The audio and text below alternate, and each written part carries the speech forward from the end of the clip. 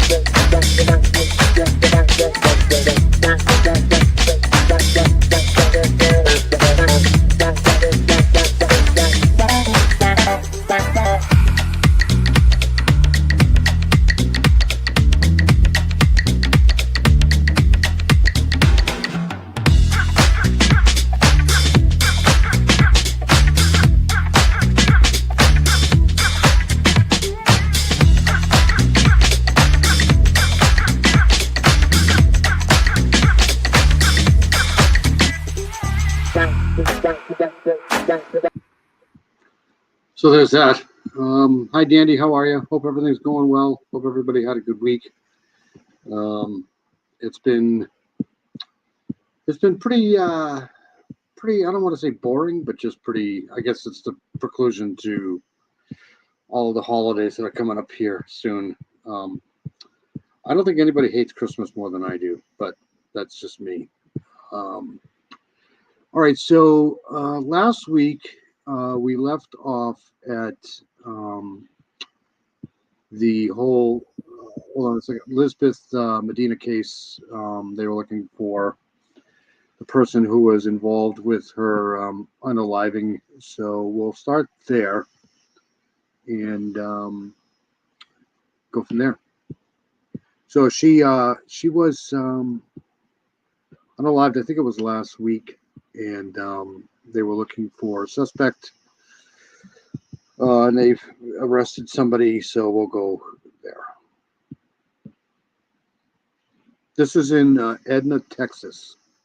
Police looking for a person of interest in the murder of Lisbeth Medina as the community held a vigil in her honor last night. Police releasing photos of a man. Whoops. And the Ford Taurus he was seen driving.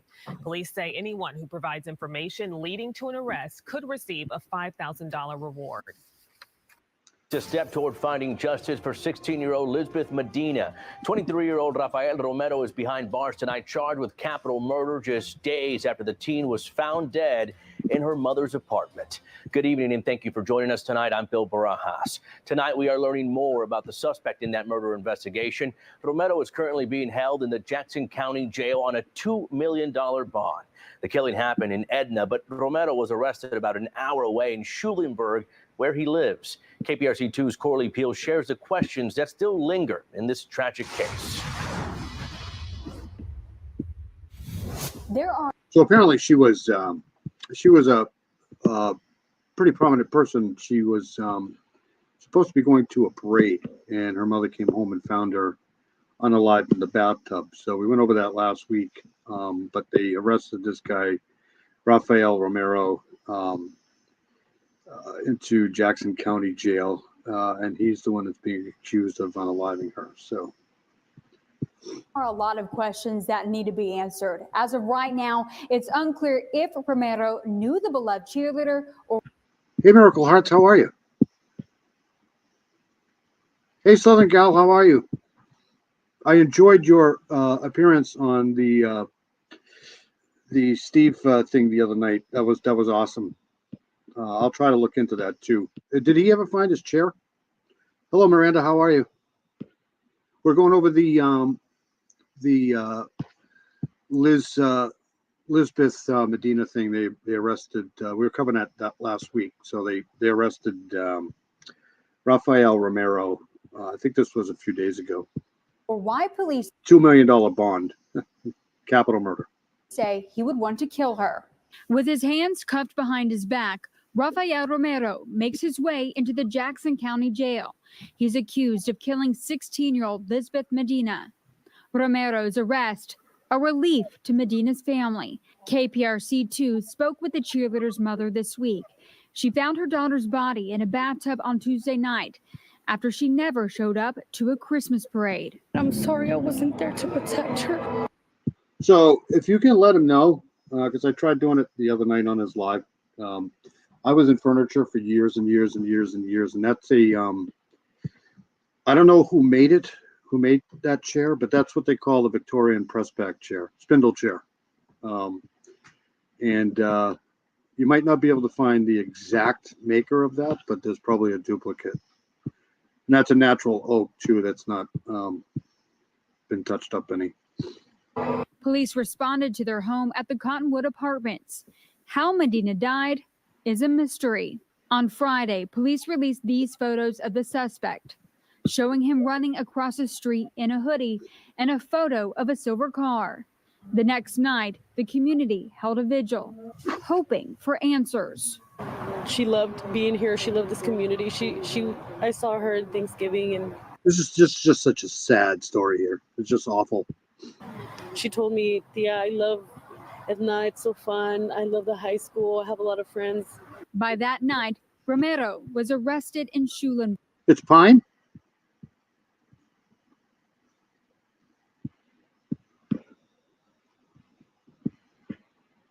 Yeah, the way to tell if it's pine or not is to stick your finger in it. If your finger goes in it, then its fingernail goes in it, then it's pine. If it's not, it's oak.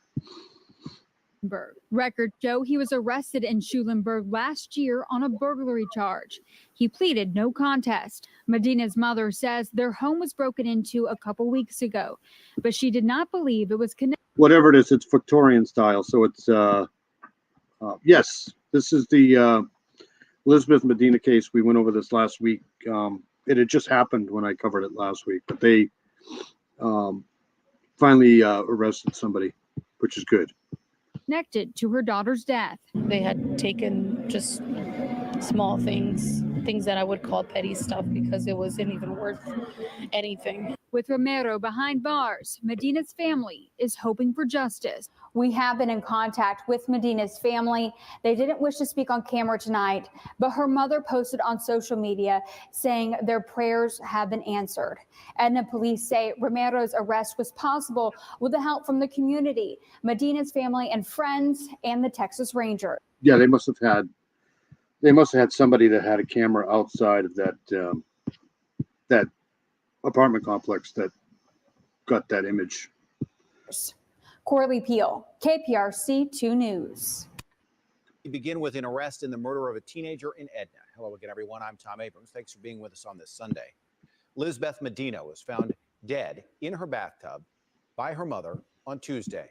ABC 13 reporter Daniela Hurtado joins us live now with the update today on this case. Daniela? Oops. Tom, I got to speak to the family of Lisbeth Medina earlier today. Her aunt tells me they don't know the suspect, the man accused of killing this teenager. So there's still a lot of questions on this tragic situation. I'm going to take you to a photo now that the police department has released to us. This is Rafael Gobea Romero, the Edna Police Department. So apparently there was some sort of a thing where somebody had tried to break into the house a week before or so, but I don't know if that's related to this, but it could be. Department confirmed he was arrested for capital murder in connection to Medina's death. Police say he's sitting at the Jackson County Jail after being arrested in the city of Schulenburg, about an hour north of Edna and nearly 2 hours west of Houston. At this point, police won't tell us his age, but say he's an adult and undocumented. Medina's mother posting on social media this morning, thanking law Ah, enforcement and saying, quote, "Mija, your voice was heard." We spoke to Medina's mother, Jacqueline, on Thursday about the tragedy, and here's what she told us then. Jackie, who would do this? it's absolutely horrible. I mean, how do you get over that? It's just not going to happen. Just terrible.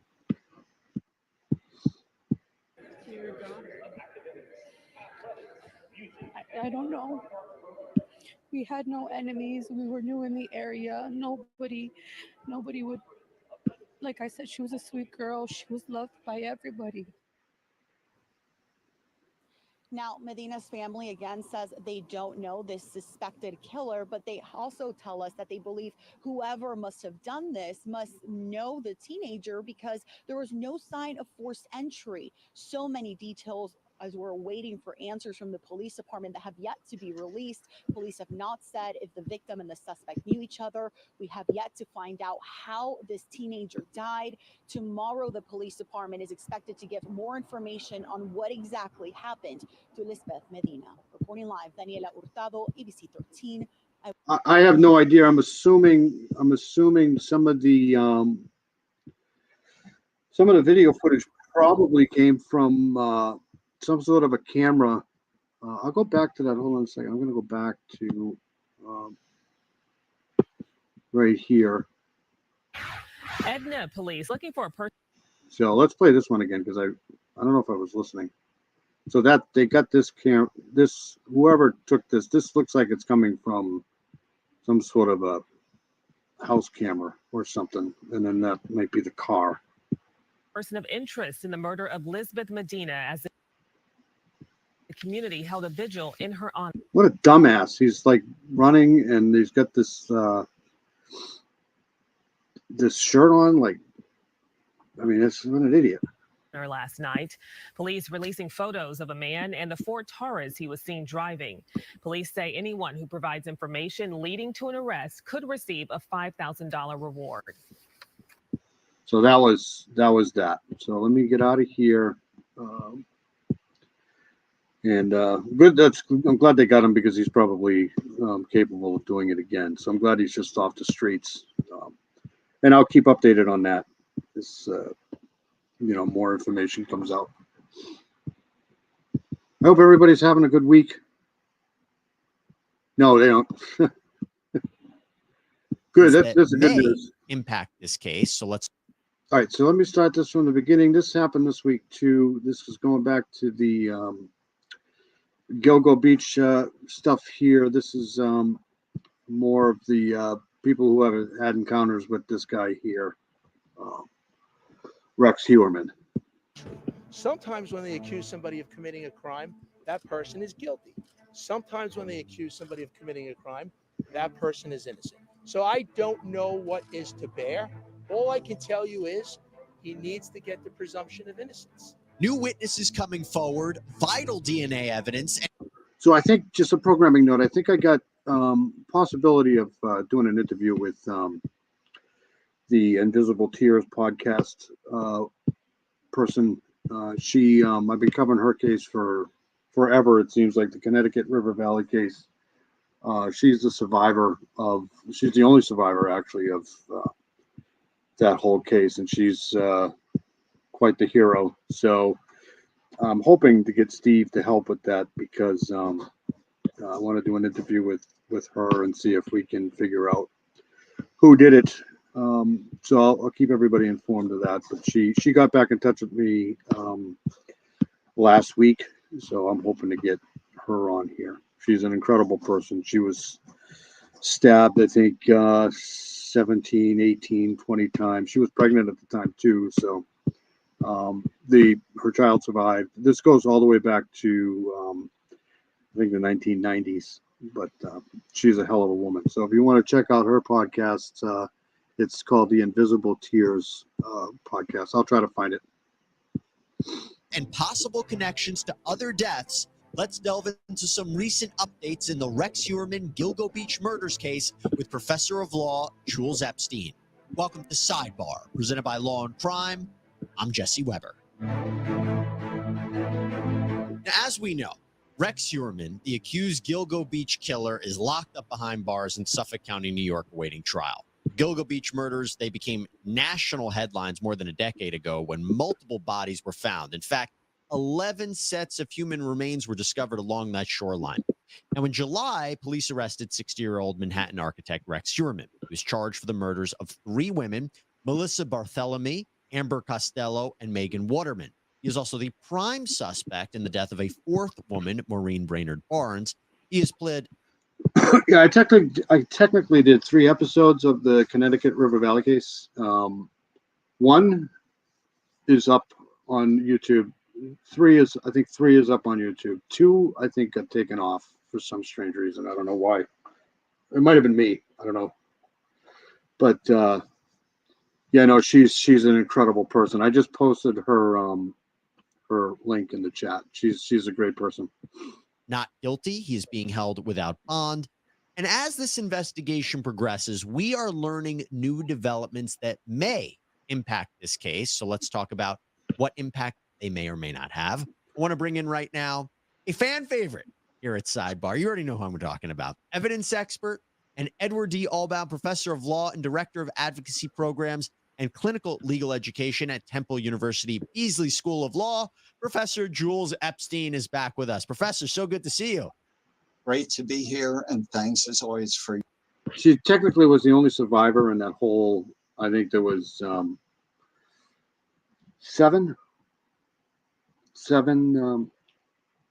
unalivings, all in the same, pretty much the same vicinity. She seems to be the one that was the furthest out of the particular area, but it's pretty. Her story is absolutely remarkable. You're doing this. Absolutely. I want to start off with potential witness testimony. And when I talk about these updates, it's not like they happened yesterday. They happened relatively recently, but you and I have not had the chance to talk about it. So first, Suffolk County Sheriff Errol Toulon said that jail staff has interviewed 141 sex workers, and at least 12 women, inmates who worked as sex workers, claim to have had interactions with Rex Heuermann. Now, the sheriff said they're still working to verify. So this is, hold on a second. This is,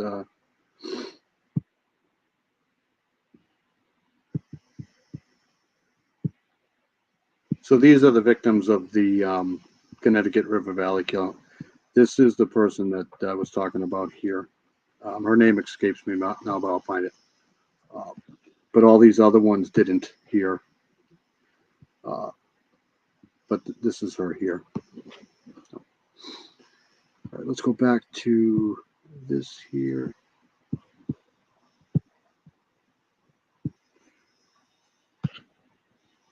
I'm pretty sure it was 2 lives, 3 lives on that.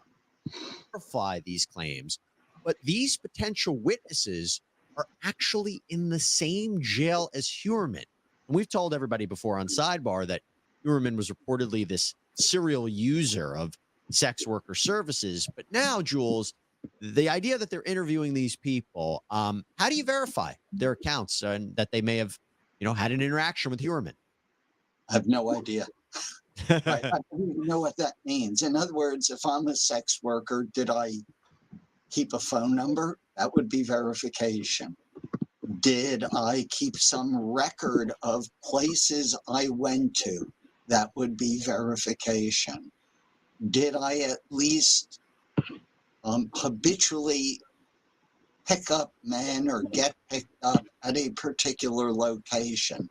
Maybe that's verification. I'm not saying any of these women is lying.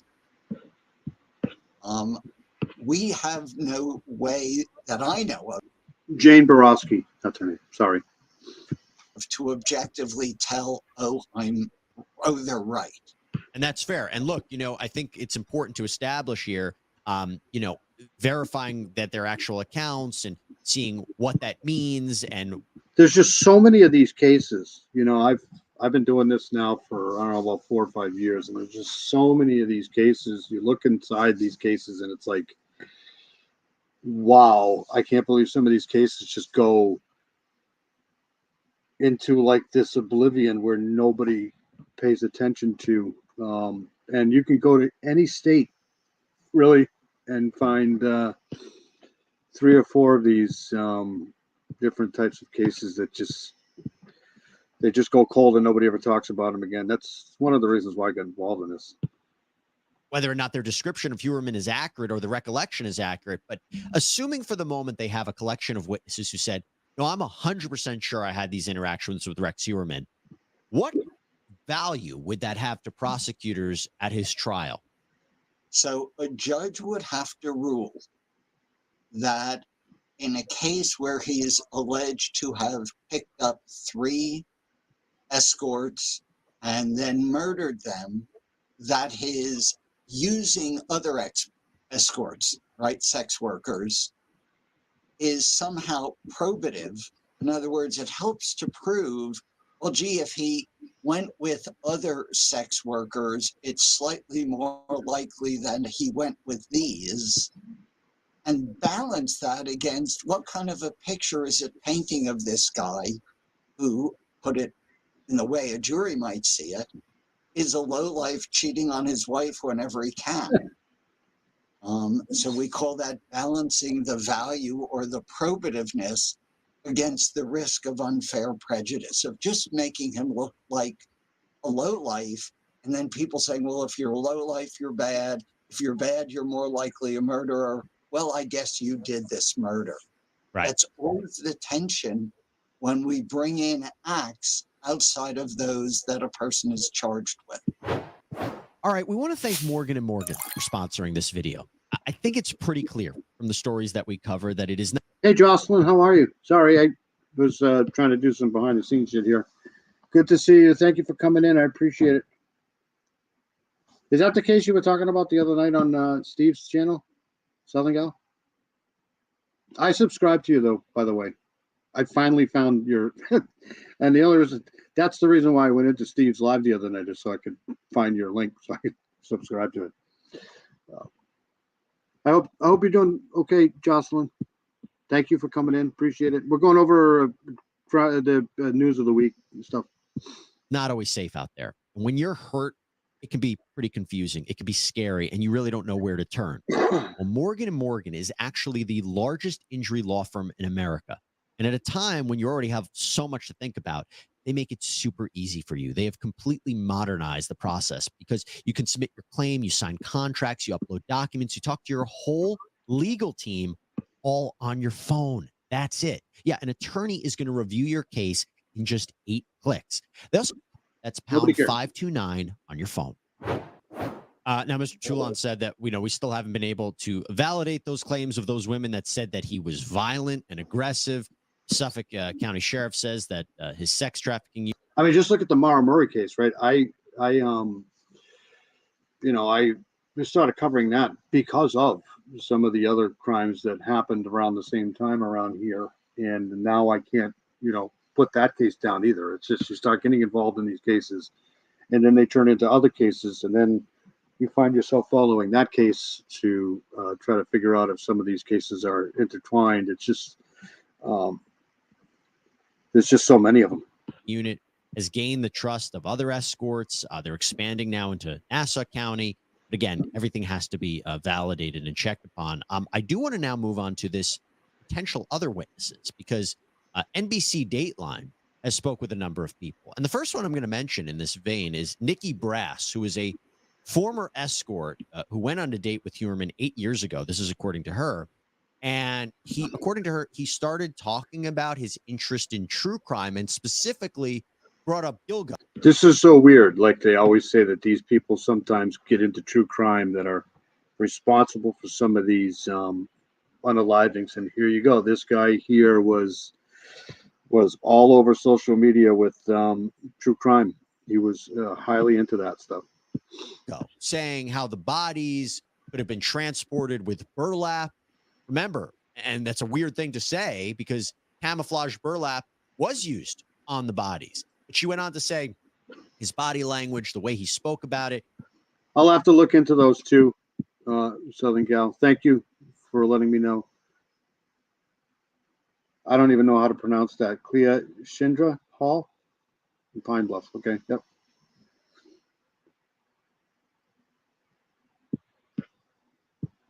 Yes.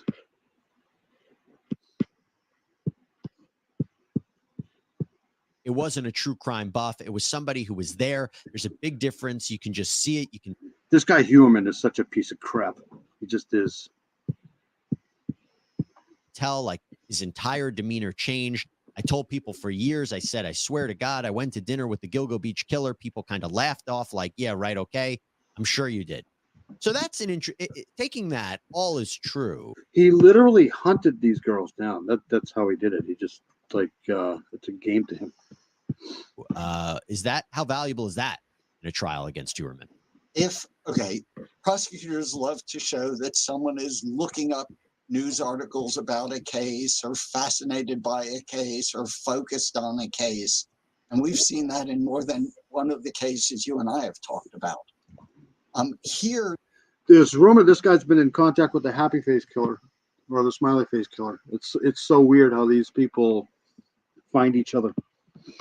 it may have a value exponentially greater, and that's the word burlap. If someone says, yeah, I'm sure they were wrapped in burlap, and that's no body has yet been discovered, or said differently, if the bodies have been discovered, but the burlap fact wasn't public knowledge, that's eerie insider knowledge. And of course, we have to be careful. We have to always take these accounts with a grain of salt, because somebody could be looking at the information that we know today and using that to say, oh, I remember I was with him, you know, and of course he talked about burlap. We see that in a lot of times high profile cases. Unfortunately, I'm not saying that's the case with Miss Brass, but that's why law enforcement always has to vet these claims to make sure somebody is not just saying something here. But I do want to go now. I was very curious about these other accounts. Again, NBC Dateline interviewed two people. It seems almost like character evidence, and I don't know if it's really important, but you have Catherine Shepard, who was a former colleague with Rex Huerman, said he was nice, he's professional. And even when she slipped and fell on ice, he took her to the hospital, picked up her medication. She did say, though, that there was one odd incident when he was renovating his house. She went to check it out, and they were in the basement, and he said, you can't go in there. Look at this place. This is like an episode of Hoarders right here. There, with respect to one of the rooms, he told her that it was because he had a bunch of guns there. And I mean, I'm not the cleanest person in the world, but I could never live in that much stuff. I'm pretty sure I have an issue with that, OCD or something. I mean, I can't have clutter. I just can't do it. Children around, but I remember police did recover 300 weapons in there. Then you have this neighbor of Huerman's, Jimmy Mack, in Massapequa Park, where Huerman lived, who said he got into an altercation with Huerman only a few months before his arrest. This was over Mack's truck being parked halfway onto the sidewalk. Look at this house, right? Like I don't judge people, but look at the houses around this. This guy's an architect, right? He lives in this house. This is just creepy. Huerman was outside of Mack's house. Said that he was going to slash the truck's tires. I thought that was, these two accounts, well, kind of interesting from a story perspective about who Rex Huerman is or is not. I don't know how valuable it is in the case. I just think this guy's GAF. You know what I mean? Like if it's somebody else, that would be like a huge freaking miracle. This guy is. I know everybody's innocent until proven guilty, but this guy here is. In my opinion, it's pretty much 99% against him. So let's start with the easy one, the neighbor with the truck and I'll slash your tires. There is no way that should come into a criminal case on murder. When I teach evidence law to my students, say when somebody wants to bring in something else you did, you have to ask, is the only message, oh, did it once, did it again? In other words, he's violent towards a neighbor. I guess he was violent towards these women. I see no basis for that. This guy here, though, is a really good lawyer. I think what he's going to try to do is to try to get as much time out of, like, he's going to try to reduce the sentence. I don't think he has anything to go on as far as not guilty with this guy, but he'll probably try to reduce the sentence if he could. Unless the prosecutor This guy needs to go away, period. could come up with a theory, and it's a theory, right? That the investigation was closing in, Uerman knew it, he's getting more agitated. That's a stretch. The coworker thing could help the prosecution or the defense. A criminal defendant accused of a violent crime is allowed to present what we call character testimony, that he or she or they, whoever it is, doesn't have the character of a murderer. So if I'm charged with murder, I would call people to say, I'm nonviolent. I'm not sure you can get there by saying, I helped you when you fell on the black ice, or you helped me, right? The prosecutor's angle is a little different, that he was hiding that room. Now, whether it's hiding it because of the guns or guns plus burlap, I don't know. But as a prosecutor, I might at least want to explore the, you can't go in there evidence for someone who's there to do a job to help them. Yeah. That's a good point. That's a really good point. Stepping away from the murder cases, the three women that he's actually charged with, and we'll go back to that in a minute because there's a key piece of DNA evidence I want to talk to you about. We also know that one of the other questions that's been circulating is whether Uerman is connected to the unsolved deaths of reported escorts Shannon Gilbert and Karen Vergata. Her remains were actually found in Fire Island. Well, see, I think I'm not completely convinced that the one to the left there. Where am I? Right here. Connected to the unsolved death. This one here, Shannon Gilbert. I don't think this one here, but I could be wrong. But definitely Karen Vergata for sure. I mean, this one here is very suspicious. This one here, I don't know. This might have been some sort of a date rape type thing here. Deaths of reported escorts Shannon Gilbert and Karen Vergata. Her remains were actually found in Fire Island. It's Honeybee. How are you, Honeybee? What are you doing up? Good to have you in here, Honeybee. Thank you for coming in. I appreciate it.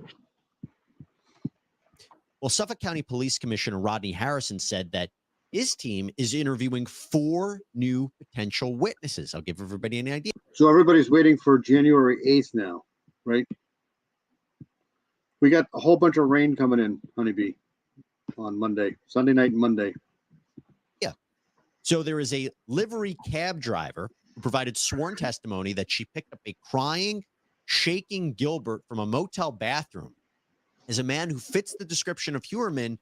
That was one of the worst 9/11 calls I've ever listened to in my life. I mean, that just sends shivers up and down your spine with that phone call. And that 9/11 operator was so horrible. Jumps into his car and leaves. You have another witness who's claiming that she and her boyfriend were swingers and went to Uerman's home with Vergata, and they engaged in. It's going to be almost 60 degrees on Monday. Sexual activities. So I'm listening to these potential accounts. I'm listening to the idea of police interviewing these people. Is this significant to you? And how do you think that this is Rick doing okay? Rick's name? Is he okay? I haven't seen him for a while. Yeah, I'll take the warm for sure. Investigators and prosecutors may use it. We have to go backwards here. A judge would have to decide that evidence that he was with 2 other women who disappeared and then were found to be dead is probative in the case of the 3 women victims who he's charged with and not unfairly prejudicial. I think that would be a really tough call for a judge either way. It's certainly completes or expands the story. But Cool. Hope he feels better. There's a lot of shit going around for sure. it's saying to the My daughter, youngest daughter, had strep 2 weeks ago, and she just got reinfected with strep yesterday. So, jury, you have to take a few leaps. Women are dead. He was with them. Other women are dead, right? There may be too much of a missing link there to let it in. So that's with respect to that, to the current case. But in terms of whether or not he's actually going to be arrested for Vergata and Gilbert, I mean, does that evidence seem significant to you? Sure. Again, anything that says I actually had contact with these two victims is important. I really wanted to get your perspective going back to. I'll be shocked if he's not responsible for Vergata, for sure. I'll be kind of on the fence with Janet Gilbert, though, but to the three victims he's currently charged with, the DNA. We did a whole sidebar on this, and I really want to get your perspective on it. So this was a big recent development, and that was that the DNA of Heuermann's estranged wife, Asa Ellerup, matched DNA that was found on the victims. This comes from law enforcement sources, multiple reports. yeah, you could hear her running at some point in the 9/11 call. I played it a few weeks ago. Strep sucks. Investigators had originally said that Ellerup was linked to hairs found on the victim's body. It's public schools, man. Like, you go to public school, you're going to get everything. It's just a matter of time. Bodies. There were 2 female hairs that were found on Megan, one on the tape used to wrap her head. There was another hair found on tape inside of the burlap wrapping around Amber, and another female hair on a belt buckle used to restrain Maureen. Well, now they have confirmed a DNA match to Ellerup. The reporting indicates that the DNA that authorities took from a cheek swab of Ellerup matches the hairs. At the time of this recording, the Suffolk County District Attorney's Office has not confirmed the report of the DNA They're going to have a hard time explaining that. That's for sure. match. And I should tell everybody that Ellerup has not been criminally charged. Investigators say she was out of town when the women disappeared. She's been cleared of all wrongdoing. But we know that they took the cheek swab when Heuermann was arrested. Overall, Julie, Nothing I could do about it too, because my daughter wanted to go to school. My oldest daughter just my wife's a teacher, so she just learns here at home. So, but Haley's a little different. She I don't blame her. She wants to go to school, be with her friends, but all you got to do is just go to school for a couple of weeks, and you're going to come down with pretty much everything there is. rules. What do you think? We need a 1-minute science lesson. Okay. You have hair. There are actually 2 kinds of DNA. If I were to pluck a hair out of my head right now and we got the whole root, you would get what's called nuclear DNA. And that's the same kind of DNA that if you took a swab or, I bled it. I agree with that, Southern Gal. That was, I know there's not a lot people can do sometimes, but, the girl was literally fearing for her life in that 9/11 call. It's just absolutely no compassion whatsoever. The scene or left some of my own skin there somehow, that where you'd get that incredibly powerful DNA profile. But sometimes when hairs come out, we don't get the root. So we just have the, if you will, the stalk, the rest of the hair. In the rest of the hair is something called mitochondrial DNA. Mitochondrial DNA is not as precise as nuclear DNA. It shows what's called matrilineal heritage, that my mitochondrial DNA will link back to my mother and my mother's heritage. And therefore my brother has that. This is very interesting stuff. Mitochondrial DNA. And so can some other people with some degree of relationship to my family or other families. So we don't know which kind it is. If it's nuclear DNA, it's incredibly powerful. how did his wife's hair get on that tape unless they were in his house or he grabbed the tape? I mean, it's not like, it's not like those situations where the person can actually say a lot because she's fearing for her life, right? So when you ask those types of questions, the person on the other end might not be able to tell you where they are, because if they do, then yeah, she ran through the neighborhood and knocked on a couple of doors. One woman wouldn't let her in, and then some guy did, and then she ran. It's just a horrible situation. Tape and took it. To me, it sounds like, though, that she was either drugged or on a drug or something, or because she didn't sound 100% coherent, but I could be wrong. Something like that. If it's mitochondrial DNA, it's still tremendously powerful. You don't need one piece of evidence that guarantees it's you or me. You need pieces of evidence that are like pieces of a puzzle. This narrows the universe of people who could have contributed that hair. And coincidentally, one person in that very small universe is his wife. That's really powerful evidence. On top of the fact that his DNA was connected to the crime scene as well, which is just a huge piece of evidence. We've gotten into that before about the pizza box. And look, I think that's it. To me, that whole thing seemed like a setup. Like she was set up and she wasn't having any of it. That's a significant part. The fact that they're confirming it, they had suspicions. Now they're confirming it based on cheek swabs of both him and his wife. Very significant development. Like she was expecting one thing, and then when she got there, it was something completely different. And that's why she did what she did. To me, it sounded like more like a setup where she was set up for that.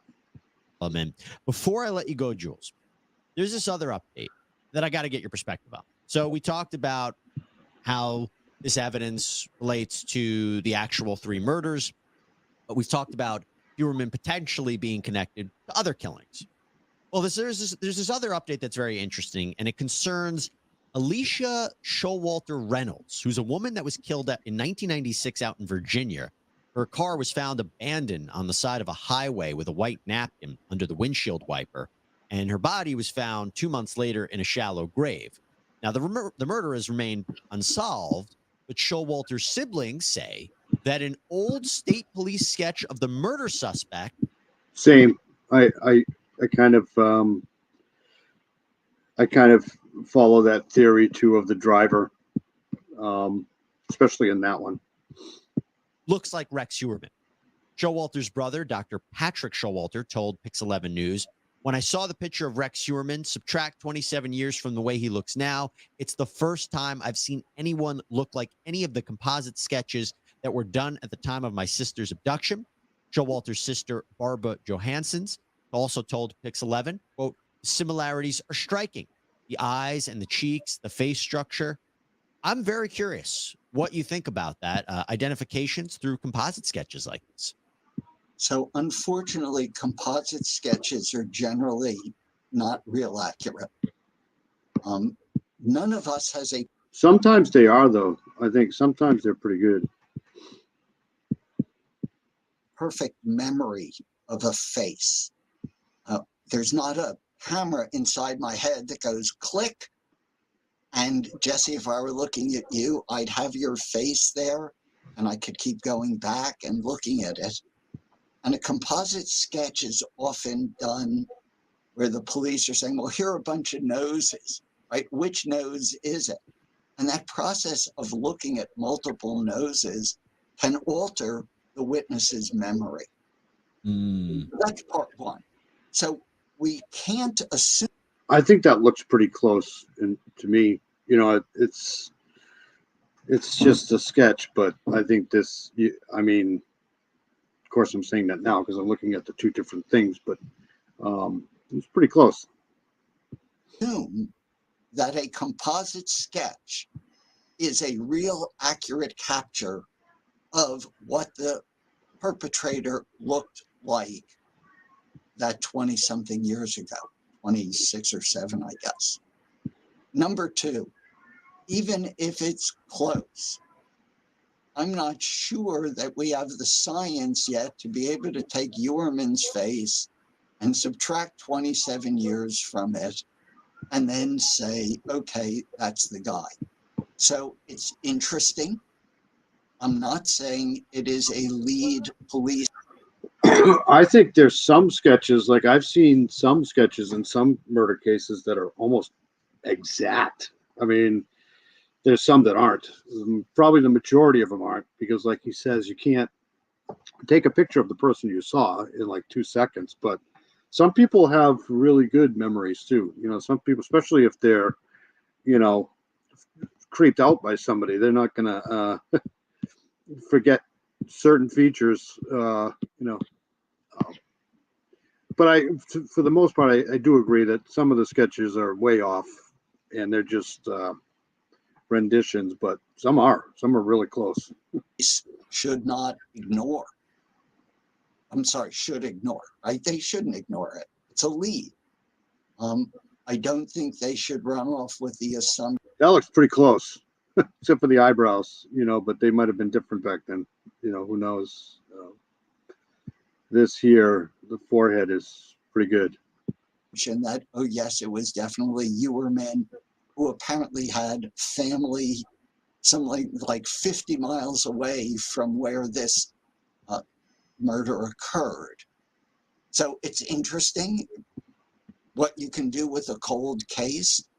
Maybe there's DNA from there. Lord knows, it's worth checking. Yep. But it's not a home run.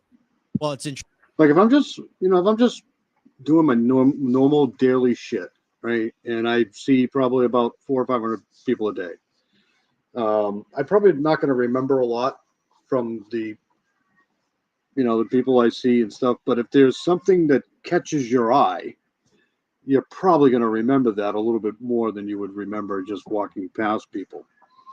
You know, like if you're walking down the street and everything's just fine, and then all of a sudden you walk down the street and somebody punches somebody in the face and you look at that direction, you're probably going to remember that incident a little bit more than just walking by people. So there's a lot with that.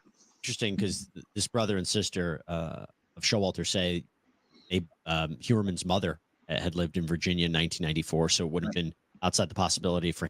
And that's the reason why I really need to hear what Betsy Blair actually said in the Delphi case, because I know that if you got to put yourself kind of in her position where she sees this, she's on this walk to do some exercise, which she usually does, and she sees this creepy guy standing there on a platform, right on a bridge. That probably pretty much freaked her out. So she's not going to forget that shit. You know what I mean? And the fact that this guy here, Richard Allen, is 5'5" tops, right? 5'5" tops. I mean, that's pushing it. He's probably closer to 5'4". That's a feature you're probably not going to forget. You know, you don't see a lot of guys walking around that are 5'4", especially grown men. So if she said that, then that's a little bit different than just seeing a facial feature or somebody. I mean, that's probably going to stick out in your mind when you're creeped out by somebody standing on a freaking bridge 50 feet away from you. That's probably the first thing you're going to remember is, wow, is he freaking short? For him to be there. And Barbara Johansson has said, I would like them to look at the DNA evidence again and see if there's any sort of correlations now that we have all these new tools with genetic databases. So, but look, Jules, that really helps. I think we've gotten a good perspective of what we should take away from some of this new evidence and some of this. I mean, I know I would notice that. Like, it'd be like seeing a woman who's like 6'6", right? You notice that. That's out of the norm. You know, it's what's the average height for a woman? Like 5'4". So if you see a short guy, adult male on a bridge, you're probably going to remember that. That's just my opinion. But all right, let's get out of here. That's done. So I can close that out. So we're going to go here. I don't know very much about this case here, but I'm going to play it anyways because what was I going to do? Yeah, it's this one right here. Okay, so this is the case of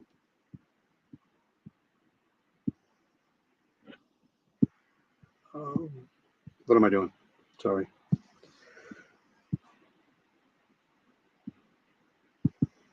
Shonda Vanda Ark. She's accused of torturing her son, basically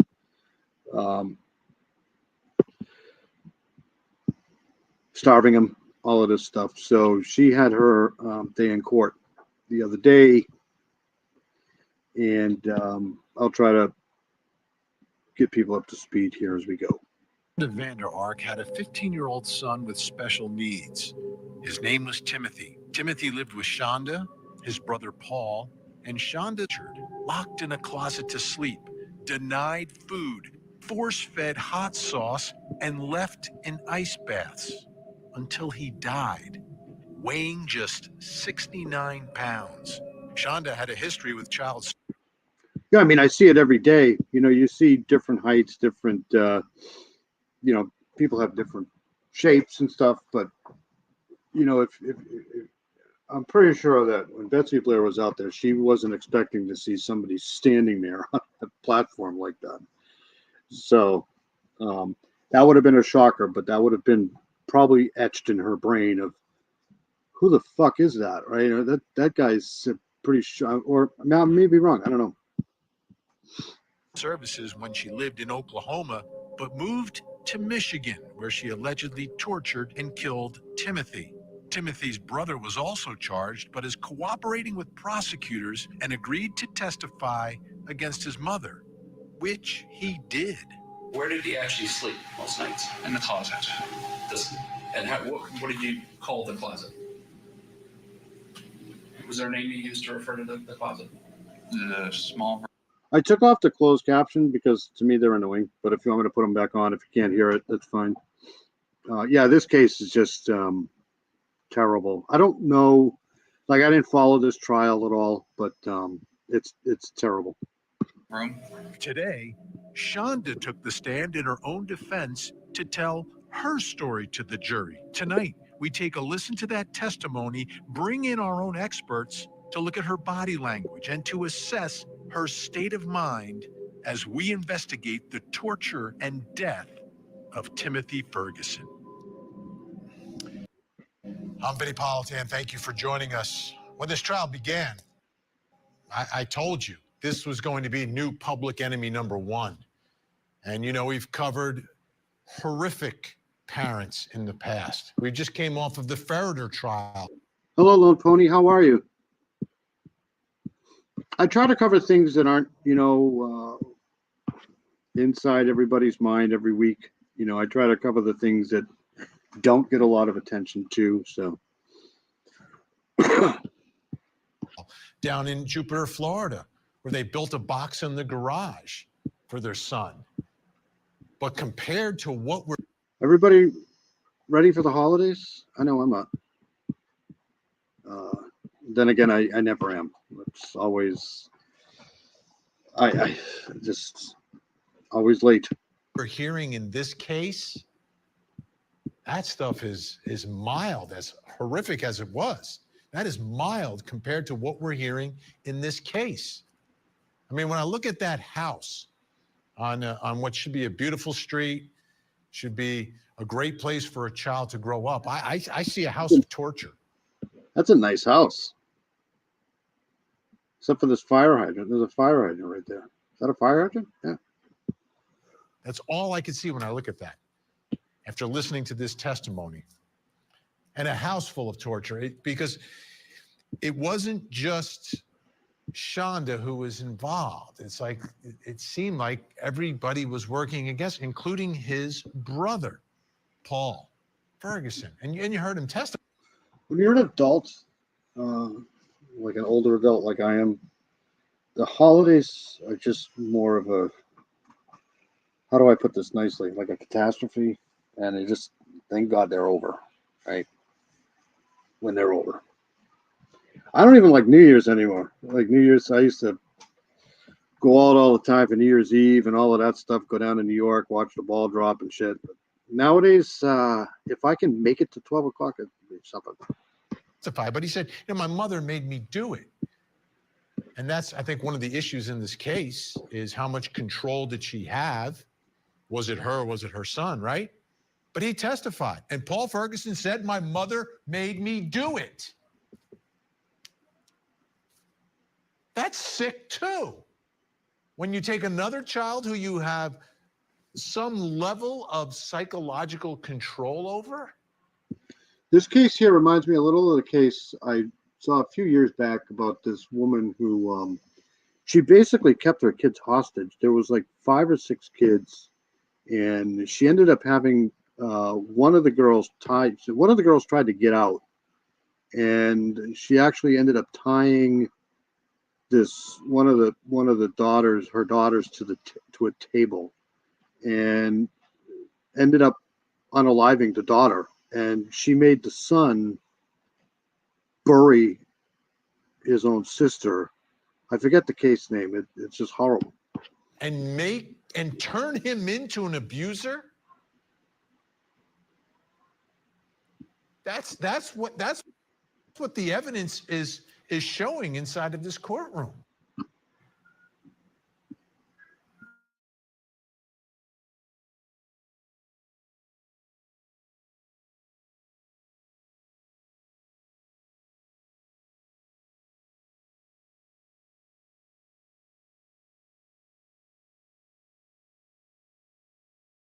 Where she's having these conversations. All right, hold on here. I don't know what's going on with my computer here. Can anybody still see It's not this? just Paul saying, oh, yeah, she told me to do this. You've got the text messages outlining exactly what she's doing. And from those text messages, it's just the attitude of her is just oozing. Like she's thinking of different ways to torture this child. And the jury heard that, so she's full of excuses. But the biggest excuse is that Shonda is pointing the finger at Paul. Paul is pointing the finger at Shonda, and he made me do it. Like, who did it? He did it. Like, it wasn't me. No, it was me. No, it was him. Have a good night and a good holiday. If I don't see you, Honeybee, thank you for coming in. I really appreciate it. You're awesome.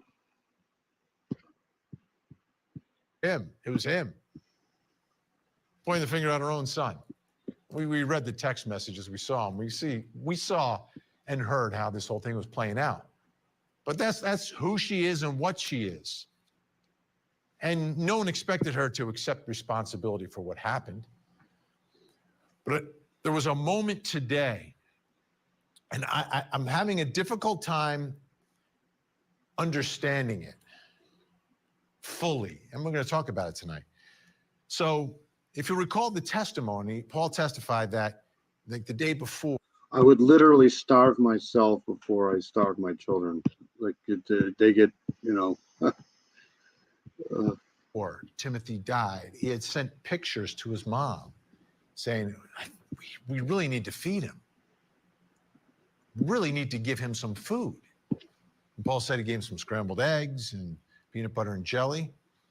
And he sent a photo of his brother. Again, emaciated, 69 pounds of death, 15 years old, in the 0th percentile. That's just awful. The 0th percentile. That photo was brought into the courtroom today as Shonda is testifying and placed in front of. I love this avatar right here, if that's what it is. Drink coffee. I can't live life without coffee. It's just not going to happen. Of her. And then she had the reaction that everyone is talking about. Let's take a look at that moment. If I wake up and I don't have coffee, I don't know what could happen. I don't know what's possible. Like, coffee is definitely needed. You testified that you gave Timothy a warm bath the night before he passed away, that last night, July 5th. Do you recall that? Yes, sir. That was the first time you've told anybody connected to this case that you'd done that, isn't it? Yes, sir. You never told the police officers you did that, did you? No, sir. I imagine a warm bath sounds just like, it's just what it sounds like, right? You got him, you took him to the bath, you drew a warm bath for him, and you put him in the bathtub, right? Yes, sir. Does anybody know what the special needs were?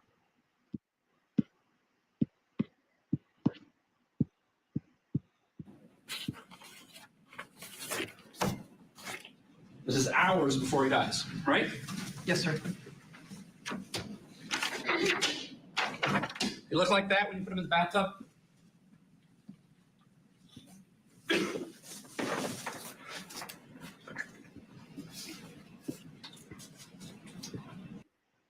Hypothermia and malnourishment. That was the medical examiner ruled. So it was ruled a homicide. So I just don't know what his disabled. So I don't know what that was.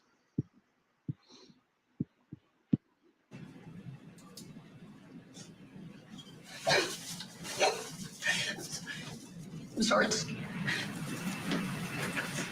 Gotta make me a moment. Yes. That's fine. Ms. Vander Ark, do we have a trash can? I did. I placed a trash can. Thank you, Miracle Hearts. Oh, that sucks. Oh, that's horrible. Ugh. Right? Please rise. And at that point, the judge, of course, excused the jury. But, you know, throughout these cases, when defendants testify, we always talk about crocodile tears, right? Are they really crying? Did we see something actually come down? This is the first time we've had a crocodile heave. Like, I don't know. Crocodile heave, yeah. Did she actually throw up? I'm not sure. But there was a reaction there. Was it showtime for the jury? Was it legit? I mean, she's the only one that really knows at this point. But we have a lot to talk about. I want to bring a special guest joining us live tonight in Michigan, reporter with Scripps News Grand Rapids. It's Fox 17. Michael Martin, who's been covering this story from the beginning. Michael, great to see you tonight. I want to start with a bigger picture here. You know, I put up a picture of that house, this house of torture. What do we know about the family dynamics and who was living there and how all of this was happening? Hey, Vinny, I appreciate you having me on here. And I was at that house the day after she was arrested back in July of last year. And like you mentioned at the top of the show, it looks like a very normal suburban house.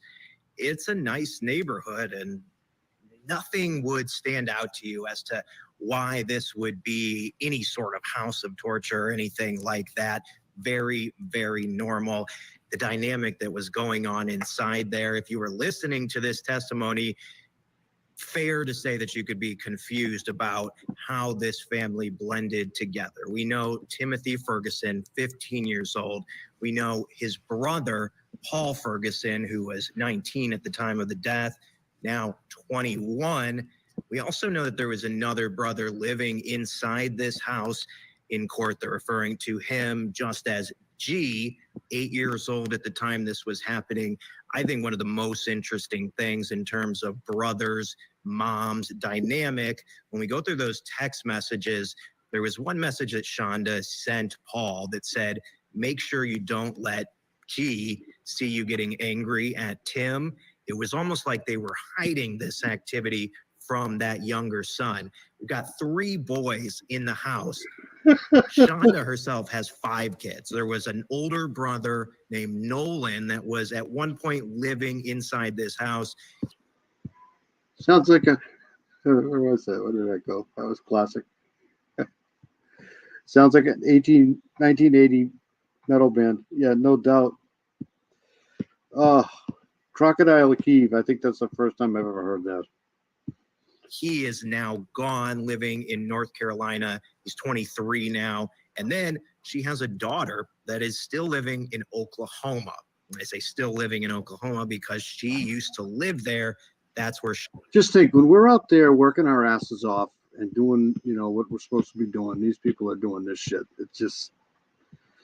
Shonda's ex-husband still lives. He, prior to 2021, was taking care of Timothy. According to Shonda, he calls her up and says, look, I don't know what to do with Tim. I'm going to give him up to child services.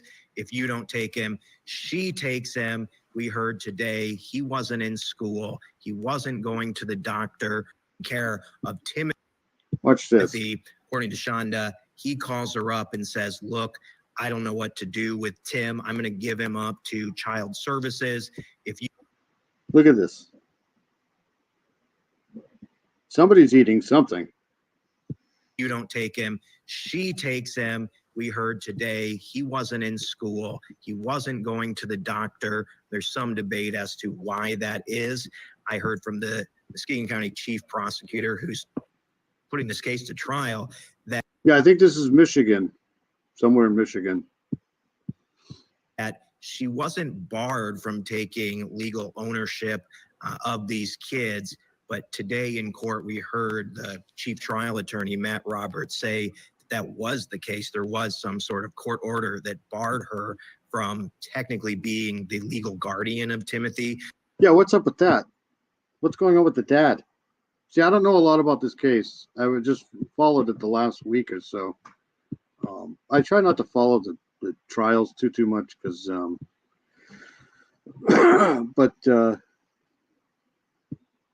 So there's some of that up in the air. The judge had deemed some of that information admissible to trial.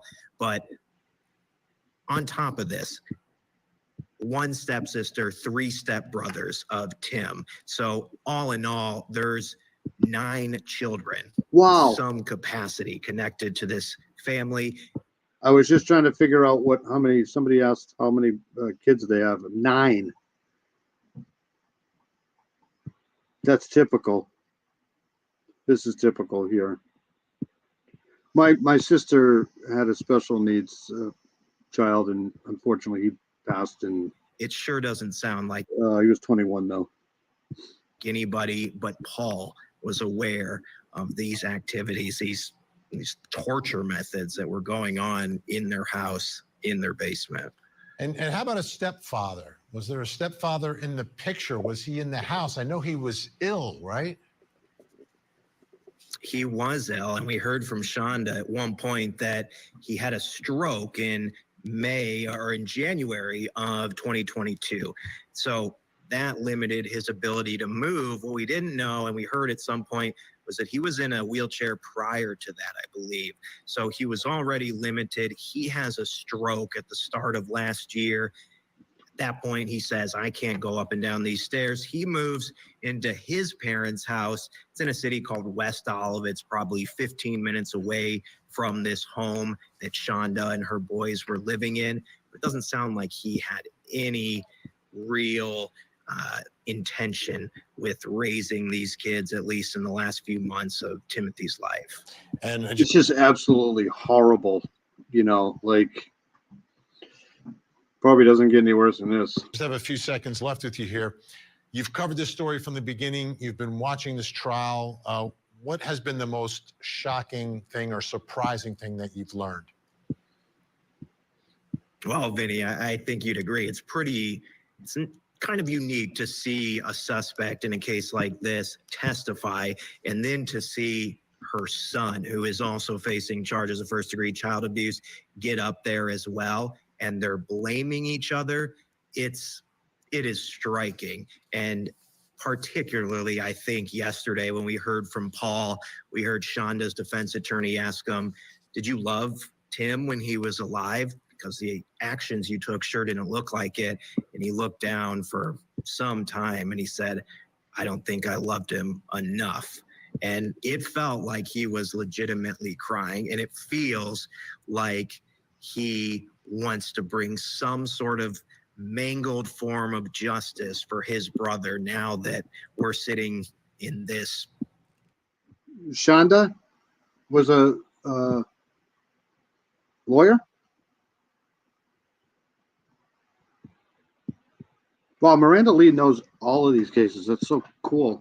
I don't know everything about this case, but I do know that it was it's just absolutely brutal.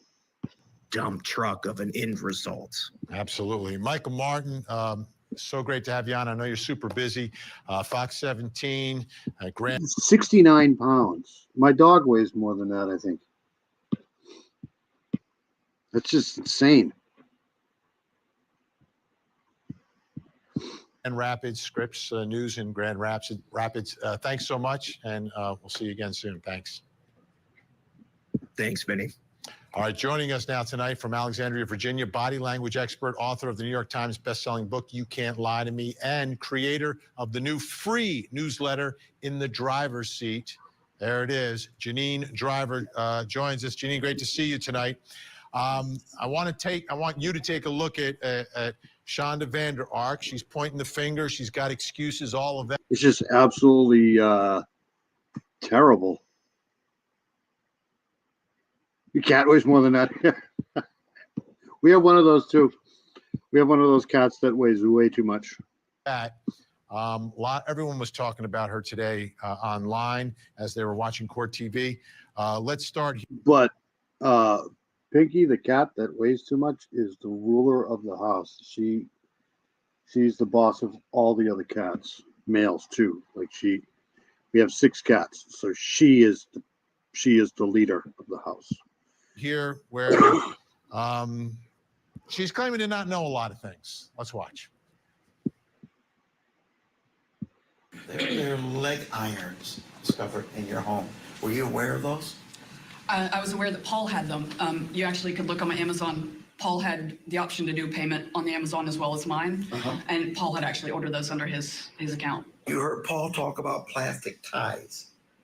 What was that about? I honestly don't remember. Okay. I don't know why we would order. I mean, I saw the ties. I don't remember ordering them. I don't know what happened there. Whose idea was it to get hot sauce and to administer?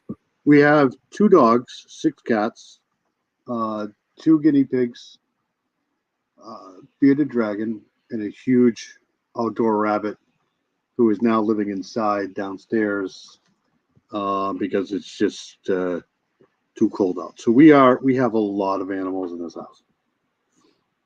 And I'm the lowest person on the totem pole. I'm way below the cats for sure. I don't have any say here. To your son. The idea was originally Paul's. All right, Janine. All right, so we see disgust happening here. The nose. Oh my here. God. The big thing verbally, Vinny, and you at home is this smoke screen. Really? Ice cold baths? Oh my God. That's why the hypothermia was there too. Yeah, that would do it. Oh man, what a horrible. That's awful. Farmer Dave. If I had my way, I'd have birds, but like I said, I have no say. I'm surprised we don't have horses somewhere. Screening. Are you aware that you have this item? Instead of just saying yes or no, that's a closed-ended question. She goes on, well, you can look on Amazon and see that it's Paul's account. Paul ordered it. So this smoke screening tries to get us off track. As you continue to walk her testimony, we didn't see it so much here other than the drinking of the water. We saw that with Amber Heard. Anytime that stress goes high, the mouth gets dry and you'll see the mouth, people drinking the water. But throughout her testimony, Vinny, and you at home, she grimaces. She does this thing, and I've never seen it with any of the cases we've weighed in on here, Vinny. Like I said, my wife's a teacher, so she's seen horrific things of how people treat their children. It's absolutely you can't give your kids everything, but you at least got to treat them right. But she goes like this. And you see it quite a lot with the heavy parts of the story. A grimace right here. This is whether it's on both sides, right? So you see it on both sides. One side would be contempt, like this. But when we see it on both sides, discomfort, stress, emotional intensity has gone up through the roof. This also happens when we're caught off guard with something. And when you see this, it's not surprising that she, grew up or suddenly had an attack. Again, when that happens, we don't know, A, was it legit? Because we Do we trust anybody that uses air quotes? can't see her, she's curved over. B, is it because she's busted, right? Or is it because, in fact, her son was dying in front of her eyes at her hands? I mean, this chilling details unfolds like a psychological thriller. All right, I've got more testimony from her. Elderly, children, and women. Like, I have a big issue with mistreatment of women too. Like, it's just that's the reason why I'm in true crime, to be honest with you. But yeah, any of those three.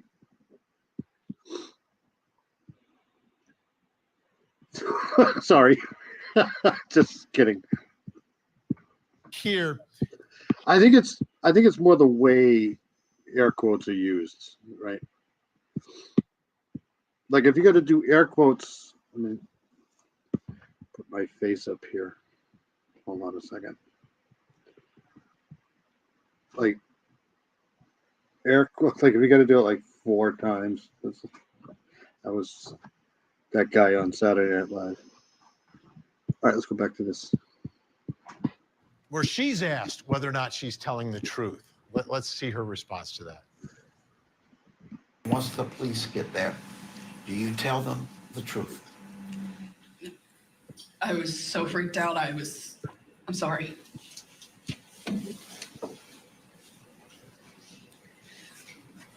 Honestly, I've got one. See, I'd be bad at this because, like, I think this is probably where women know women more than that. But, I just, like, if I see her crying, I can't see I cannot see, like, the fakeness of it.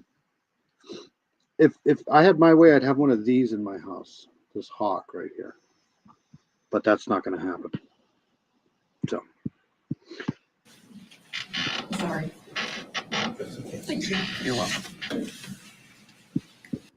This hawk would take care of most of the cats in the house. Why didn't you tell them the truth? Why were you so freaked? I don't remember what my line of thinking was at the time. I was so I don't know. I wish I had an answer for you, but I don't. Were you tired at that point? I was exhausted. The night before he passed, I had less than an hour of sleep. Were you frightened at that point? Absolutely. I just lost my son. All right. That looked a little fake there, didn't it? Didn't that look a little fake? To me, I saw that right there. I mean, that looked a little. I'm gonna play that again actually because I don't. You're welcome. Why didn't you tell them the truth? Why were you so freaked? I don't remember what my line of thinking was at the time. I was so I don't know. I wish I had an answer for you, but I don't. Were you tired at that point? I was exhausted. The night before he passed, I had less than an hour of sleep. Were you frightened at that point? Absolutely. I just lost my son. All right. Listen, She's breaking up there because she lost her son. First of all, she's a better actor. I should put up a poll to see if that was. Hey, buddy, how are you? Now Southern accents, I'm good with. It's like Jinx. Jinx is from Kentucky. I love her accent. Southern accents are good. I'm a Southern person up here in New England. That's the problem. Because I love, especially Alabama.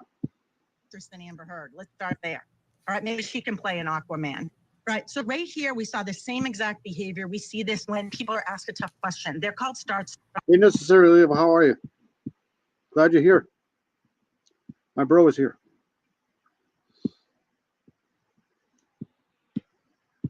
Yeah, I think that looked a little fake to me. Sentences. They're a distraction that people do, like a magician saying, look over here so we can get off the question. So she distracts us with all this theatrics that's happening here. The big one, though, is the unveiling of the hidden expressions in her eyes. When we see white part above our eyes, the sclera, That top exposure when we see white, we saw this with O.J. Simpson when he was busted. I'm telling you, if you go to like some parts of Florida, especially up around Tallahassee and stuff like that, I worked with a guy when I was an electrician. He was from the whole drawl, Florida drawl. Nobody could, he'd say trailer, and people would have to try to figure out what the hell he was saying. But I knew what he was saying. I want you to go out to the trailer. You get, what the hell is a trailer? But it was awesome. Did you ever own Bruno Magli shoes? He said he would never own those ugly swear word shoes. And then he's shown a picture of wearing those Bruno Magli shoes, and you see the whites of the eyes. At the top, exposure is surprise, an increase in alertness. And then what happens is we'll often see the white. Did you just do the YouTube thing? Because it does. It's like a waiting 24-hour period type thing. I didn't think they had accents in Michigan. I think that's why they pull people from the Midwest to do news and stuff, because they don't have accents. I don't know. Might happen when we're confronted. Before someone attacks, Vinny, if you're in law enforcement and you were taking one of my classes, I would teach you to look for that, because Yeah, I think I made you a mod, Necessarily Evil, so you could post it in here if you want. Anybody can post anybody's link here. That's fine. that person's about to attack when the white is showing at the top. But we also see it at the bottom with her. Now, bottom exposure often happens with being tired and fatigued. But here's the deal, you at home. When we see both, which we saw also with O.J. Simpson being shown a picture of him wearing shoes, and the significance of that was there were Bruno Magli shoe prints at the scene of the crime. When you see both, this is mentally disconnection. So we see both here, this mental disconnection happens. She is, in my expert opinion, training for over 20 years, not 20 decades, 20 years, law enforcement from all the three lettered agencies. When we see this mental disconnection, when we see this dramatic performance she's making, it says there's more to the story here. Start-stop sentences are like a scar. If you've ever gotten in an accident, you see a scar. A scar means what? Something has been removed from your body. So what she's doing here is removing the truth. Wow. Okay. Now she's pointing the finger at Paul Ferguson. He's an important witness for prosecutors here. So I wanted to show you a little bit of his testimony from yesterday.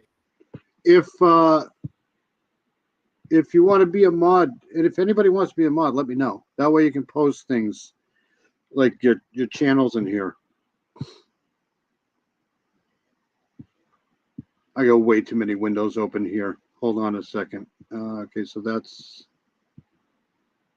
that one there. Okay, so all right, back to this.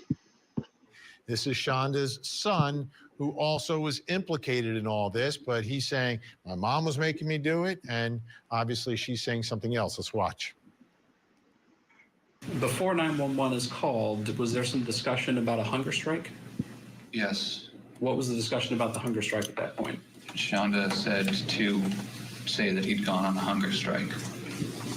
And that we found him on the bed. Do you have a channel, Jocelyn? If you want, put it in here. You can put it in here. For sure. Seems obvious, but who was she referring to? Timothy. And said that he was found on the bed? Yes, the bed. Okay, what are you seeing from him? Yeah. My heart breaks for him. My heart breaks for Paul. Listen, I have a son, my oldest son, who's 17. He has learning differences. He's slightly on the spectrum. And I'm not a psychologist or sociologist, so I can't diagnose him, but I feel as if probably has some learning differences happening here. And my heart breaks for him. As I watch. But I bet you don't. I bet you don't drag your hubby through experiments like Mr. Steve does with Mrs. Steve.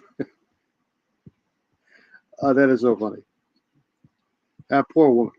Watch him. He's congruently telling the truth. When he lied to law enforcement, he goes, yes, I lied. He's looking down in shame. And here's the deal why I don't think it's a performance.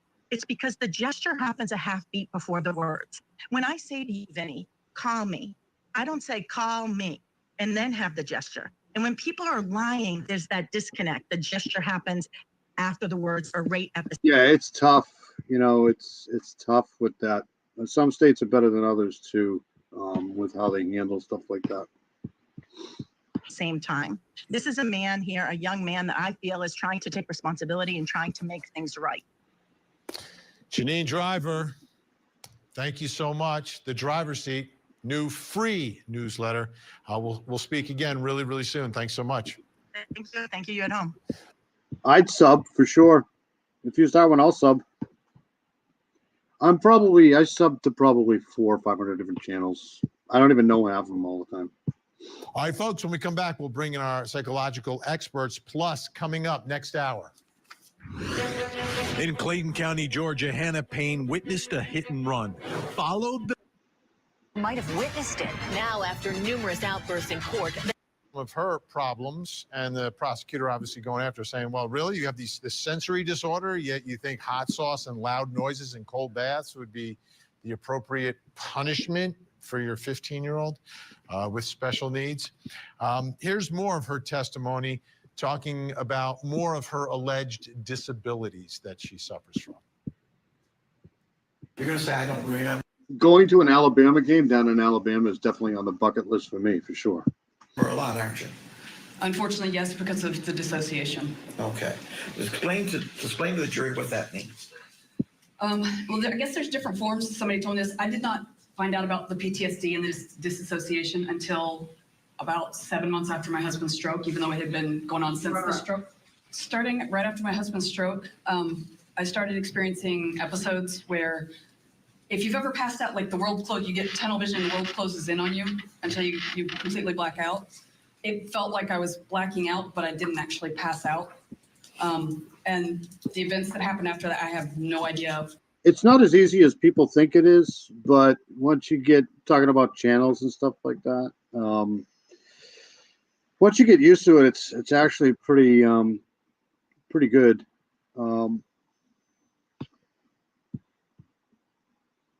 I just, I'm not in it for anything really. I just like to get the word out and spread. What happened? I don't know.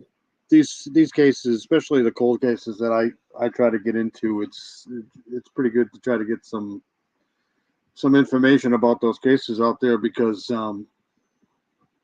if not, nobody ever talks about them. I don't remember it. I don't know. Okay. And this happened anytime I got even a little stressed.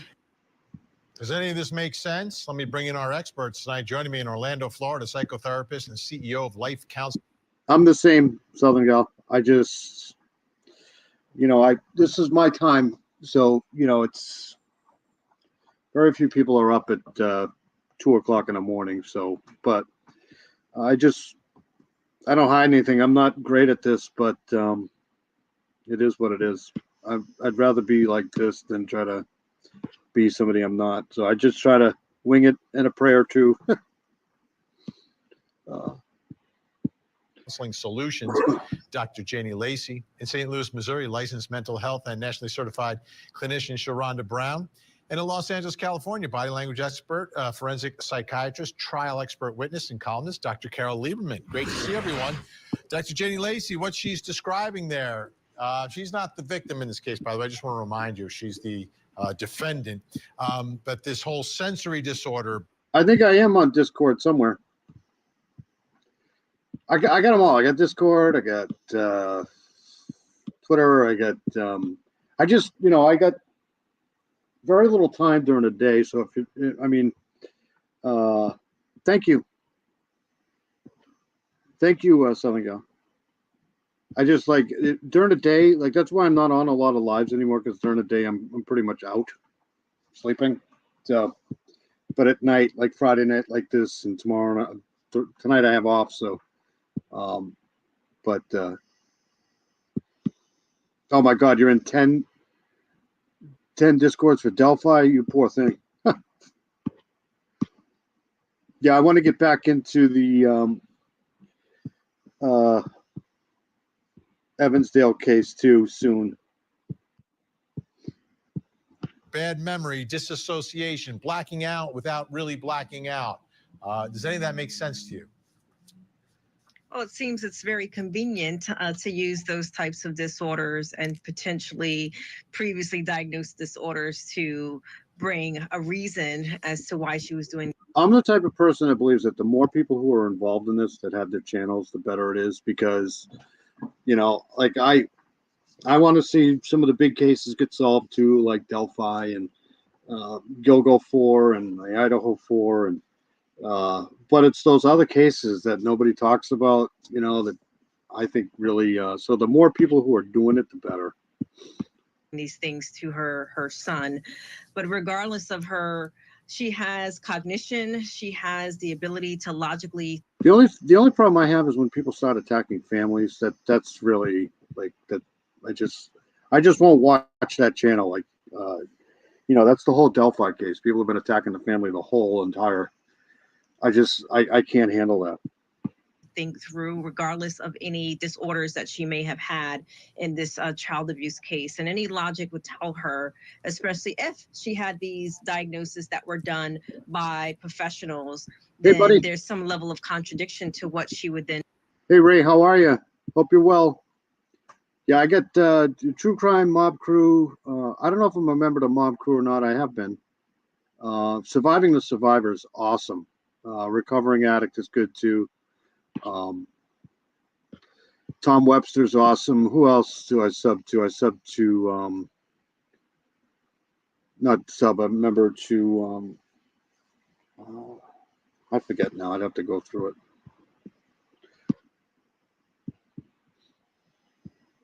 And encounter or put upon her own son when it comes to these different types of disorders that she's mentioning that she's had, for sure.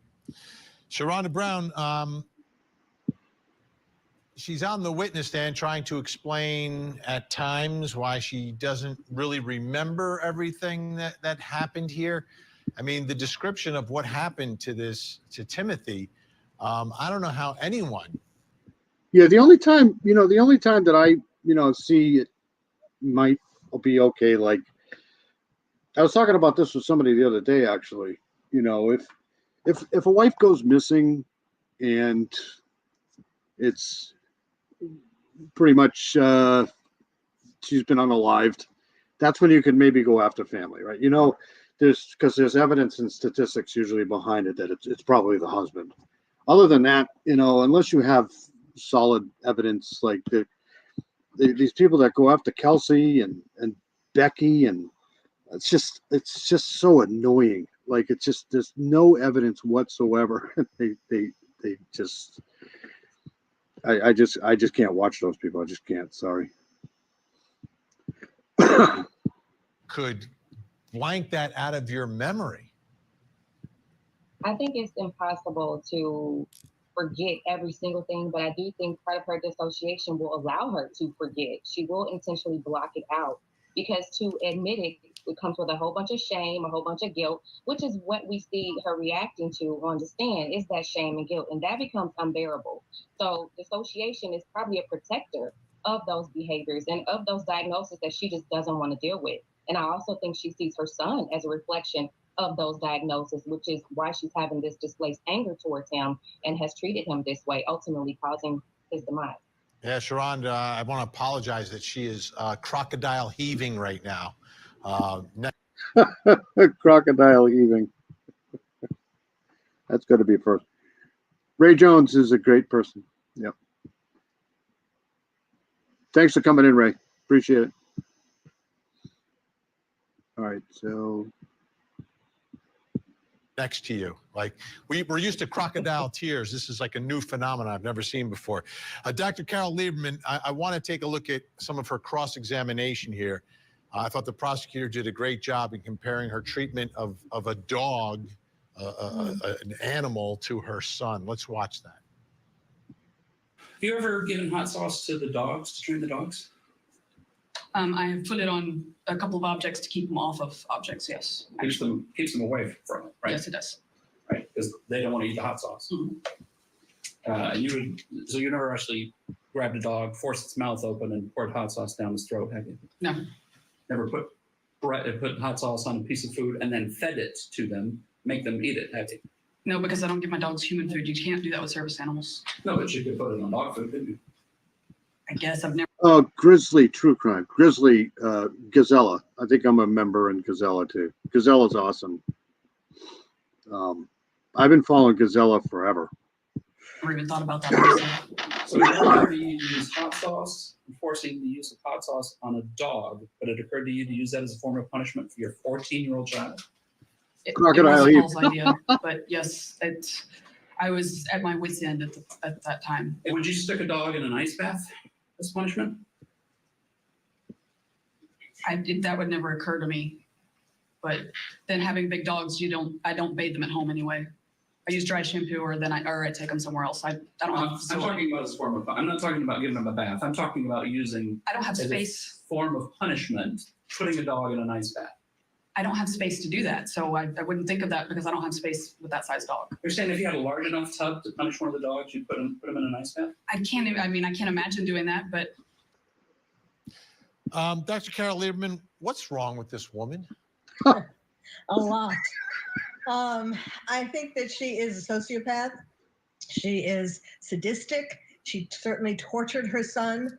And the way that she is on the stand, when they go through some of the examples of things that she did to Tim, it almost seems like she's savoring them. You know how like a killer likes to go over the, takes pictures or takes tokens so that they can go over the crime and they're. Do you think she's even trying to be honest? Right? Like, it's so weird. Oh, this woman here, my goodness. If you like hot sauce, go to her house. Their mind again and again. It seems like she is doing that every time they talk about, what she did, all the different things that she did, there's no remorse. She's not, she says she doesn't remember, which doesn't really make any sense because even if she doesn't remember, there's tape, there are texts, there's proof of these things. So whether she remembers or not is irrelevant, but it is just, and compared to how her son, Paul, testified, Paul did have remorse. My heart breaks for Paul too, like Janine. She physically tortured Tim. Is that what she got? Life in prison? Did she get life? I know the verdict came in this week too. If this is real and this is what she did, she deserves it for sure. But she psychologically tortured Paul, to get him to do all of these things. Dr. Janie Lacey, let's follow up on that. The family dynamics here are such an important part of this story in this house of torture. There was another young child there, and she wanted to make sure to shield that child from, hearing or seeing any of this torture. Yeah, when we think about this family dynamic, and we can look at potentially her being the caregiver, her being the one that's supposed to care for the family, where they should go for guidance and nurture and love, is the same place that they are getting hurt, where they're being abused. And I would imagine that there's certain parts of her that there are self-hatred when I make this assumption that her sons that in different ways were abusing them was parts of herself, where perhaps this other child was more of a more sacred part of herself, which is why she was shielding them. So when you look at these family dynamics, there's this mirroring and this projection that comes through your children. The parts, when we look at the parts work, the parts that she likes about herself, the parts that she doesn't like about herself, or maybe it reminded her of someone else. And obviously with her doing these types of things, she was detached from them and almost looking at potentially her son, her 14-year-old son, Timothy, as an object. And, all the way around, That looks hot right there. That looks like, wow. Very, very, very sad story, and especially for her son, Paul, who was following mom's orders potentially and doing all these other things and left with different types of scars that will take some time for the healing process for him because of what he's gone through in this family dynamics and the role that he was made to play.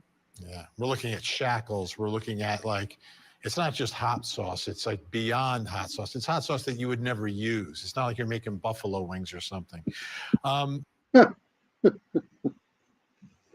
I used to not like this guy Vinny, but he's growing on me. He's kind of funny sometimes. Sharonda Brown, let's talk about that youngest child, 8 years old, is in the house. Maybe not shielded from all this. Apparently made his way into the courtroom today, but then was removed from the courtroom. What is that child's life like? That child's father is dead. We're seeing what's happening with mom here, and was living within this house. Part of the issue, I think, with younger kids is that their parents are heroes through their eyes. And a lot of parents want to shield that until they're Yeah, he has his moments. Vinny's right on top of it most of the time. old enough. So he's probably seen his mom on some level as this hero and incapable of hurting someone else, which is why she wants to shield him so much from it. But then to be exposed to a lot of this, especially with grief involved, because he's already missing one parent, now there's another one. Kids want to hold on to that, and they want to hold on to that imagination as much as possible. So I think what his growth is going to look like is some honesty. People definitely have to be honest with him about what has occurred and how sometimes the people that we love can hurt you. So I don't think it's important to traumatize him again with sharing those details of what happened to his brother. But I think it's important to be honest with him if he's going to recover. And I think it's important to allow him the space to still feel however he wants to feel towards his mother, even if we believe she's done a horrible thing. All right. Shonda Vander Ark will be back on the stand tomorrow answering perhaps the most important questions, which are the questions from the jury. This is a case where the jury is allowed to ask those questions that are. So that's that. I think she was found guilty. I could be wrong, but I think she got a lot of time. Miranda Lee probably knows. I was going to play that, but I want to end with this one here because this happened this week too. Let me get rid of that page there. And we'll go to this one. This happened in Florida with a big drug bust down there. So they were hiding out in a bar in a restaurant. So I'll play this here. 18 arrested after Florida bar restaurant exposed as huge drug ring, deputies say, and this is the press conference. 18 people were arrested for their alleged involvement with Orange County bar and restaurant that operated as a drug house. Unbelievable. All right, here we go. Shootings, overdose deaths, and even a homicide.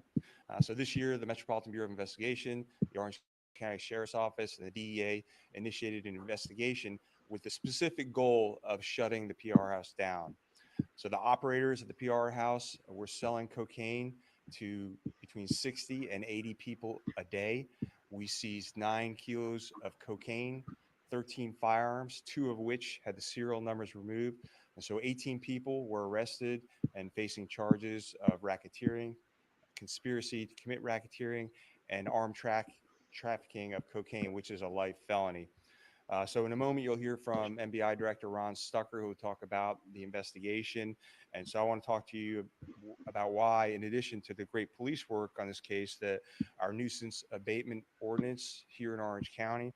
I don't understand why press conferences, the audio is always so horrible. I don't get it. Is important and a critical tool in addressing these types of criminal enterprises that are operating out of businesses. So if a criminal organization is operating in a fixed location, such as a business, if those folks in that business are facing charges, well, they'll just transfer control over to someone who's not facing charges and continue to commit their illegal crimes and activity. Was that in Florida? This is illegal? Sorry to hear that. Was that down in Florida where that happened? So the nuisance abatement ordinance places civil responsibility on the landowner, whose responsibility it is to keep that property crime-free.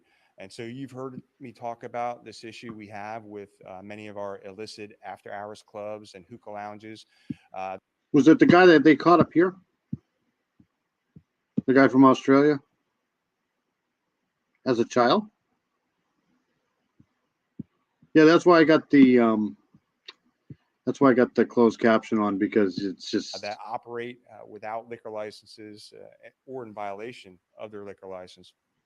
And so these illicit operations, after hours clubs, like the PR House, attract a lot of criminal activity, to include drug sales, of course, and even more violent crimes, shootings, and homicides, many of which you have reported on. So to help address that, one of my legislative priorities for 2024 is amending state law to make it a felony to serve alcohol illegally or without a license, and also increase the fines for that. The importance of that would be to also add unlawful alcohol sales to the list that would trigger the nuisance. Never heard of that one. I'll look into that. He's on death row. Okay, good.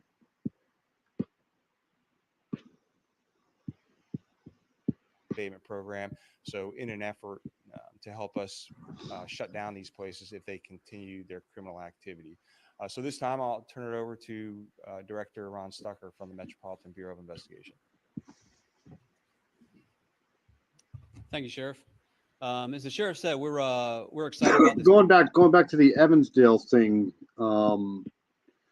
Like I've said with that, I think Evansdale is very, very similar to Delphi, in my opinion, where something that they had early on, and this is why I have a problem with law enforcement sometimes, because they just don't listen to family members sometimes. And I think Evansdale was very similar. They had something that they just missed early on in that case. And I think if they don't turn around and try to find that, they're probably going to never find out who did it.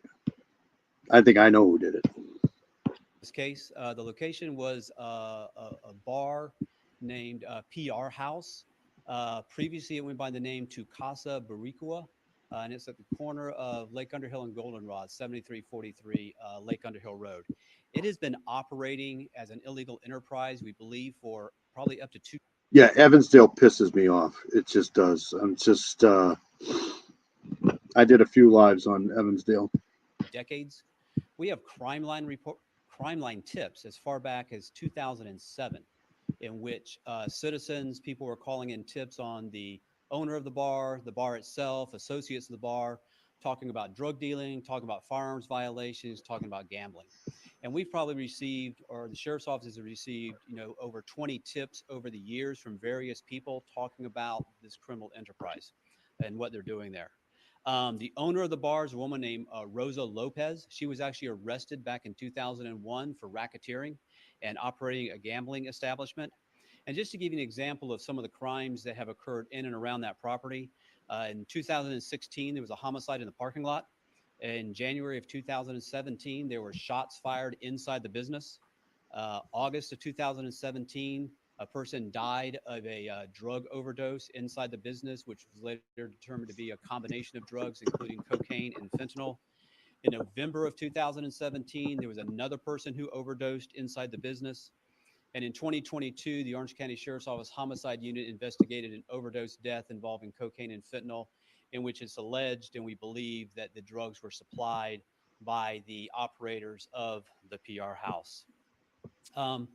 Over the years, the Orange County Sheriff's Office has really done a tremendous job. They've been very persistent. They've been very tenacious. They've been going in and making arrests. They've served search warrants over the years, but the bar continued to exist. And this is just in a strip plaza, and there's legitimate businesses all around it. Other food establishments. I think there's a boxing club. There's a 24-hour vet clinic next door. So there's legitimate businesses there, but these people continue to sell drugs. To give you an idea of the volume that they were selling, between June of 2021 and March of 2022, the sheriff's office stopped 79 people coming out of PR House. Every one of them had cocaine on them. Some the lab showed was a mixture of cocaine and fentanyl. And those drugs they seized all had similar markings and similar packaging. Following up on that, the sheriff's office did some undercover operations to buy drugs out of there, which had the same similar markings and packaging, which still confirmed to us that that was the source location for the drugs that were coming into that area. I'll try to do a live next week on Evansdale. It's been a while since I went out there and did anything on Evansdale, but despite the sheriff's office work, they continue to persist. For example, in June of this last year, in June of 2023, the sheriff's office served a search warrant at PR House. They seized cocaine, they seized cannabis, they seized firearms. By noon the next day, PR House had resupplied their set of drugs. They had I'm assuming this was in Orlando or outside Orlando. I could be wrong. set up business and they were selling again. So as the sheriff said, our goal was to make this place go away, that this place should no longer continue just to open really as an open air drug market in this plaza, in this neighborhood. And so MBI, the Orange County Sheriff's Office, and DEA joined forces to initiate an investigation. And what our goal was is to get the owners and the operators of this place so that we could actually shut down the business. And instead of picking off one or two people here or there, seizing small amounts of drugs, was to actually close this business down and no longer allow it to operate. We did some financial analysis on the business. Put it this way, there's a lot of there's a lot of inconsistencies in the Evansdale case with what the investigators said and what other people have said.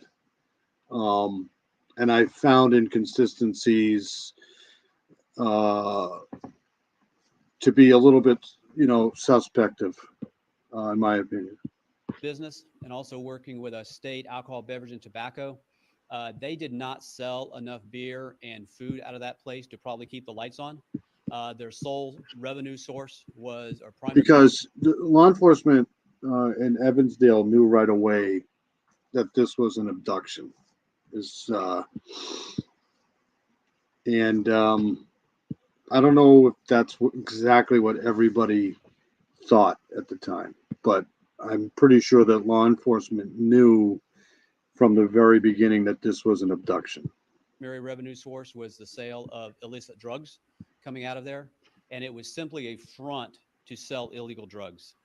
Our investigation showed, as the sheriff said, probably 60 to 80 people every day would enter PR House.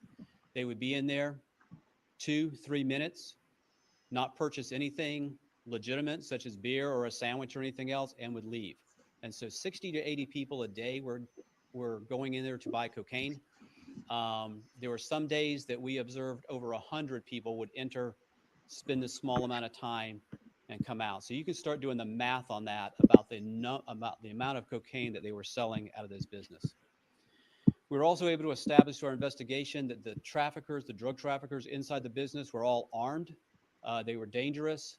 During October of this year, during our investigation, we learned that some of the traffickers from PR House were getting ready to commit a home invasion. And the sheriff's office working with MBI were able to immediately take some action to avert that crime and to make sure that it did not occur. As the sheriff mentioned, we have charged 18 different defendants. We provided you a poster here, and I think we also handed out some face sheets which outline the various defendants and who they are and what their charges are. The charges range from racketeering, conspiracy to commit racketeering, armed trafficking of cocaine, conspiracy to traffic cocaine, conspiracy to traffic amphetamines, and possession. I also don't think that area was staged. Possession of a place used to manufacture a controlled substance with a minor presence. In addition to the firearms in the place, there are often juveniles that were present with the cocaine traffickers while they were trafficking this amount of cocaine. The armed trafficking of cocaine over 28 grams is a life felony, and the racketeering charges and the possession of a place to manufacture a drug with juveniles present is a life felony. A first-degree felony. And the evidence in the case is going to demonstrate that Rosa Lopez, the owner of PR House, was not only aware of the activity, but she was helping to direct the activity that occurred in there. As the sheriff mentioned, we've seized over 9 kilos of cocaine, 13 firearms. 2 of those firearms had their serial numbers removed. So this is a joint investigation with the sheriff's office, MBI, and DEA. It's being prosecuted by the Attorney General's Office of Statewide Prosecution. Yeah, I don't think Evansdale was staged. I do think Delphi was, for sure. The only similarities I think between the two are something happened early on in Evansdale and they missed it. They just for whatever purpose, the evidence or the person of interest kind of eluded them, and they have to go back and look at that case from the beginning with different eyeballs to find it, because that case is a lot older than Delphi. So execution. And as the sheriff said, the nuisance abatement is very important during this process. Often these fixed-based operations will simply move to a new location. They'll simply hand off ownership of the business or the LLC to somebody else. Delphi to me is to me Delphi has never been very complicated, all the way back to the beginning. You know, like it's such an, I don't want to say an easy case, but it's just not. To me, it doesn't seem complicated at all. It's just there's been so many different theories, and it's you know, pretty simple. And they'll continue to operate. Our goal this time, working with nuisance abatement, working with alcohol, beverage, and tobacco, working with the Department of Revenue, in addition to the criminal charges, is to make sure that they. But the thing about Delphi is the FBI profile they did in 2019 at that press conference. The profile they came up with was perfect. If you know, now I think Doug Carter kind of ad-libbed that profile a little bit at the press conference, but the profile they came up with for who would have committed that crime was absolutely perfect. Control. And this guy is still controlling people right now. They completely go away. And the landlord has worked cooperatively with us after the arrest. They have evicted PR House from the premises, and so they no longer operate in this plaza where they've been operating for the last 15 to 20 years. And so we're very pleased about that, and hope now that a legitimate business will go in there and do a legitimate business along with the other people that are in that plaza and in that neighborhood. We'd be happy to answer any questions that you all might have, or for the sheriff or myself.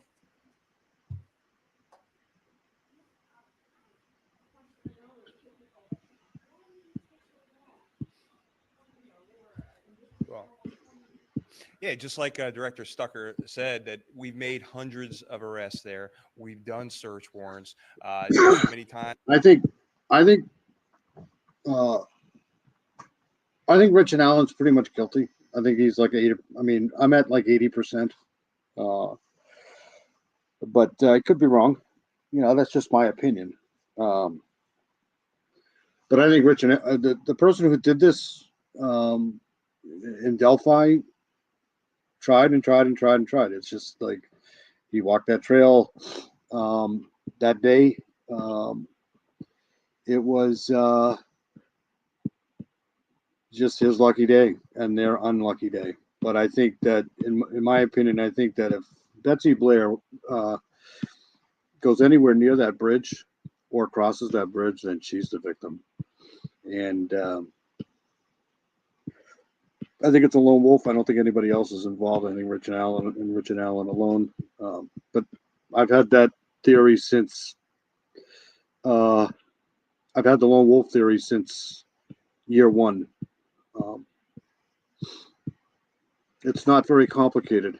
He's a control freak, and he enjoys what's going on right now. This is the thing. He's enjoying this control because he's back in control a little bit. He's controlling everybody like little puppets with strings, and he's getting a kick out of all of these people, family waiting, all the suffering, all the fighting that's going on. He loves it.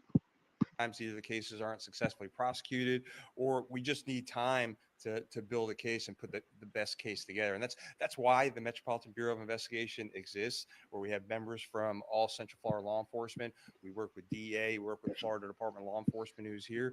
And yeah, I don't think Keegan Klein's involved at all. Together a high-level case of racketeering, rather than just picking these people off one at a time and arresting them for the possession of cocaine. We tried to tie it back to the owner, and that's what the purpose of this investigation was, to get to the owners, shut down the club. And if you think about the rate, Keegan Klein's exactly where he needs to be, though. He's just he's just a worthless piece of shit. That's what he is. He's a worthless piece of dog crap. And, you know, that's just who he is. It's just who he is. Just worthless. Their street cop, deputy on the road, they can't do all that, right? Yeah, they can make the arrest, make the best case possible. But once MBI and all these agencies start putting all the information together, that's when you see the outcomes of all these people charged with racketeering and conspiracy. Now, I have no, like, I'm not a professional psychologist, or I have no, but this guy here is a psychotic dirtbag. You know, he's just he's tried to do this before, no doubt, in my opinion. It's and the only reason why he came forward in the first place is because somebody saw him on the bridge, and that's the only reason why he came forward, because he knew, and he basically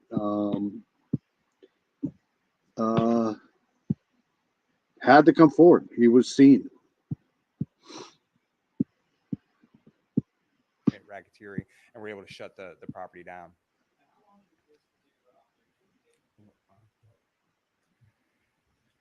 That's kind of like, did this investigation take? Well, the sheriff's office had been working on it for, a couple years prior. Then The Wabash River search was basically a final last-ditch effort by law enforcement. They had nothing. They had literally nothing. This is just my opinion. So they took Keegan Klein out of jail and asked him a whole bunch of questions and tried to get some answers from him. But at the time, that case was going to go cold because they had nothing. They went to the ends of the earth trying to figure out how Keegan Klein wasn't involved. And they did everything they could do to get that lead to somewhere, and it just didn't. And then finally they went back over the tips, and they found the tip, and there you go. End of story. we got involved with DEA this last spring. So we probably the spring of 2023, MBI began to very actively become involved in the investigation.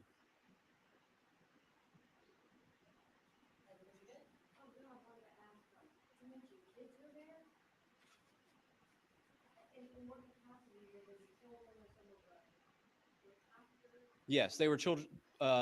Children of some of the drug traffickers. They would bring their own children, and while they were in there armed and selling cocaine, there would be children present, which of course just increases the danger to those children.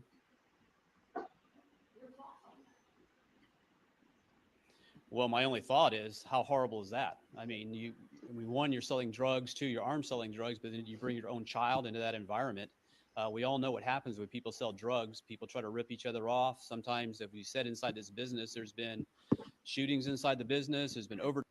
The tie-in with Evansdale is the location where they were found. That's a very, very important thing.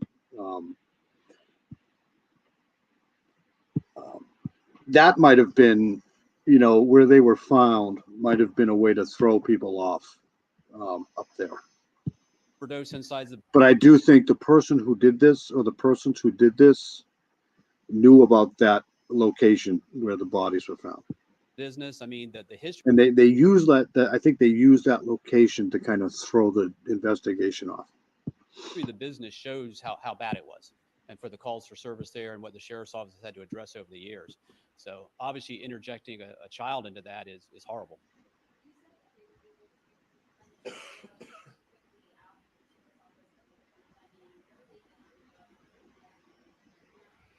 We did. One of the defendants up here, you see, Anibal Lopez was one of the main suppliers. So he did not actually work in the business. He was one of the main suppliers for. I think that Libby was smart enough not to do that. Libby was smart enough not to go out there and meet somebody that she didn't know.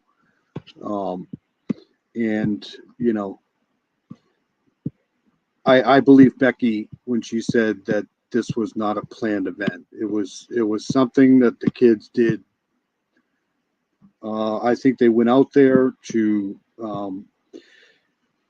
have Abby cross the bridge because it was her first time crossing the bridge, and they were taking pictures of it and having a good time. And I think that's the end of it. I don't think Libby was.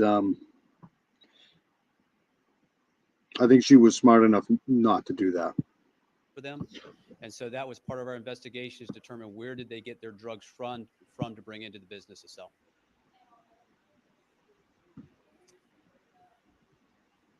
Correct. No, they are not all related.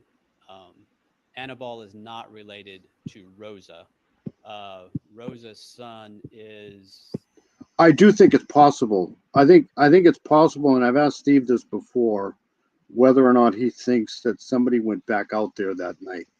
Because I've always thought, I always thought that maybe Ron Logan heard something that day on his property, and at the time didn't think anything of it.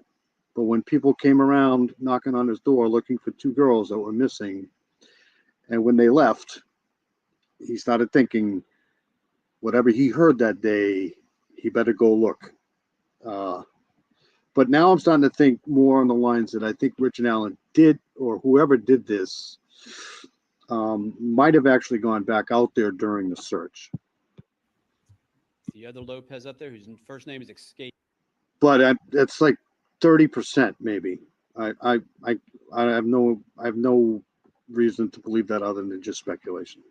Keeping me right now.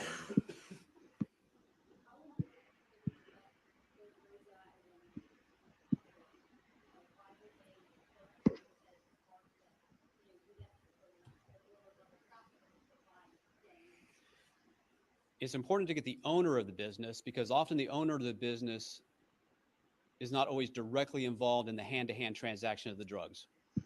So as the sheriff said, we can go in there, they can go in there and arrest someone doing a hand-to-hand transaction. Of course, what does the owner of the business say? Oh my gosh, I had no idea. That's terrible. Let me fire these bad employees, my bad bartender or my bad doorman or whoever. And then all they do is replace someone else, and they're reaping the profits of it, but they're working behind the scenes. So it's important in this investigation for us to go after that person, but also identify where the drugs were coming from for the higher level.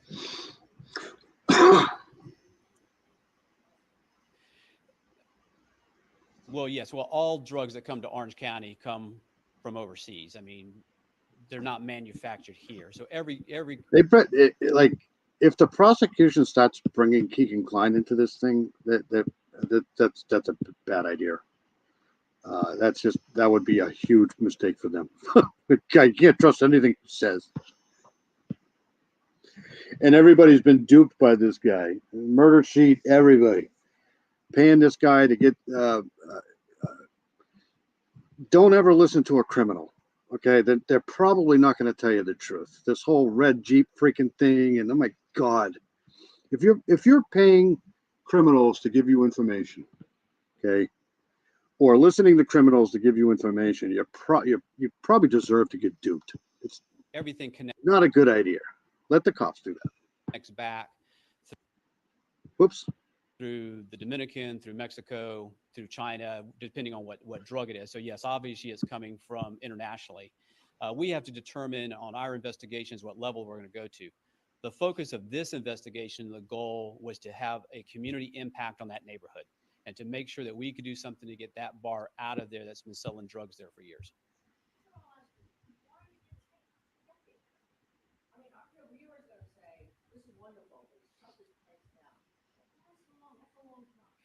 It is. And like the sheriff said, I mean, that you have to understand, I mean, we now have looked back and now we see the big picture.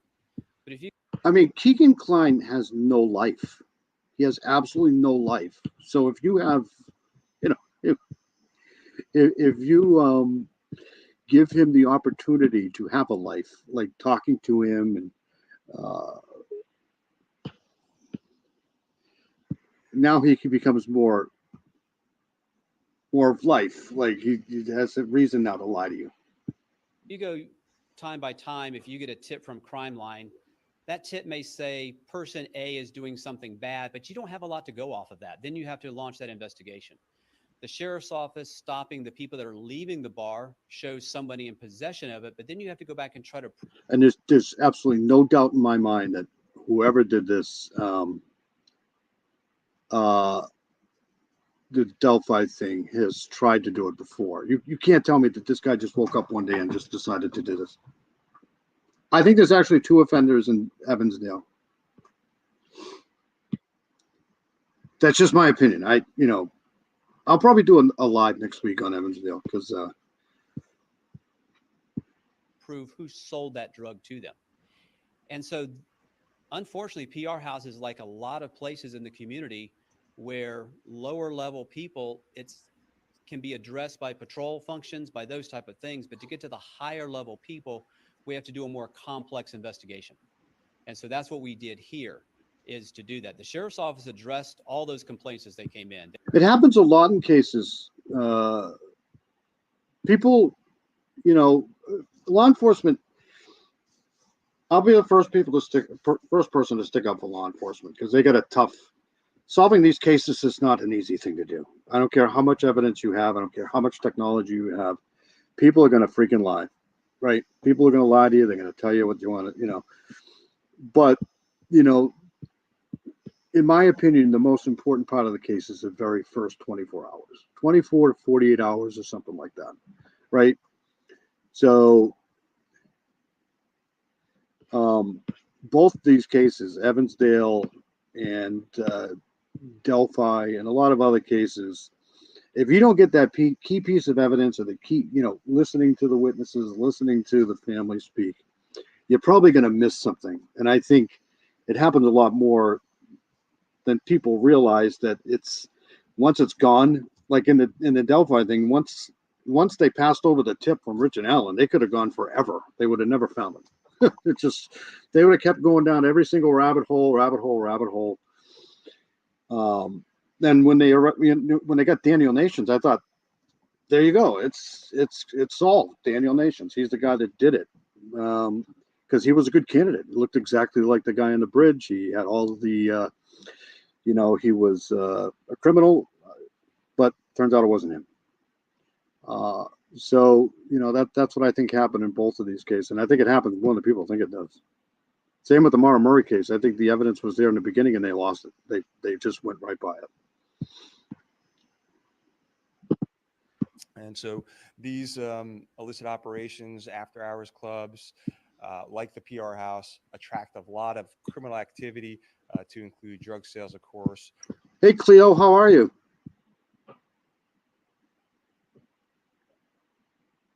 Good to see you, Cleo. Good to see everybody. And even more violent crimes, shootings, and homicides, many of which you have reported on. So to help address that, one of my legislative priorities for 2024 is amending state law to make it a felony to serve alcohol. Shootings inside the business, there's been overdose inside the business. I mean, the history of the business shows how bad it was, and for the calls for service there and what the sheriff's office has had to address over the years. So obviously interjecting a child into that is horrible.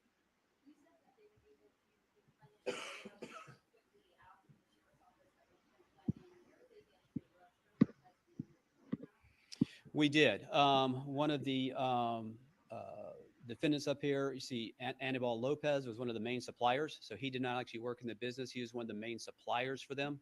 And so that was part of our investigation, is determine where did they get their drugs from to bring into the business to sell.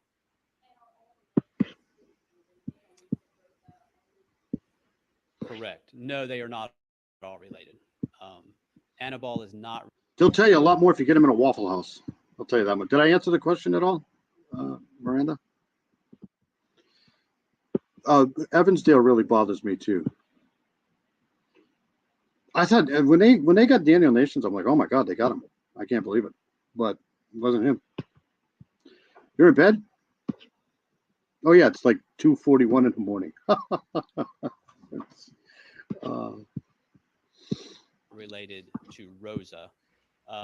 Rosa's son is the other Lopez up there, whose first name is escaping me right now.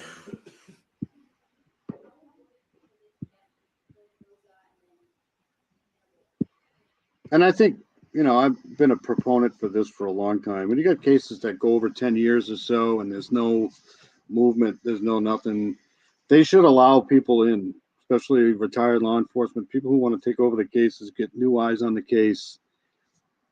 I mean, why not, right?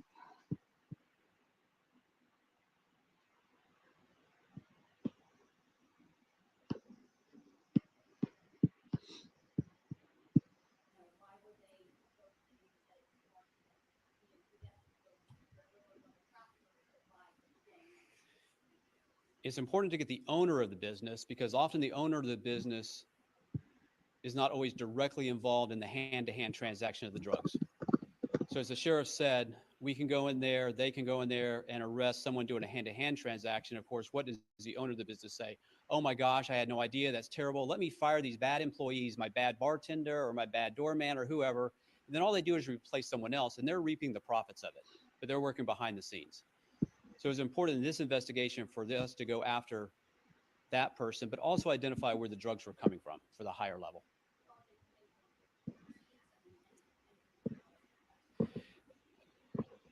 Well, yes. Well, all drugs that come to Orange County come from overseas. I mean, they're not manufactured here. So everything connects back through the Dominican, through Mexico, through China, depending on what drug it is. So yes, obviously it's coming from internationally.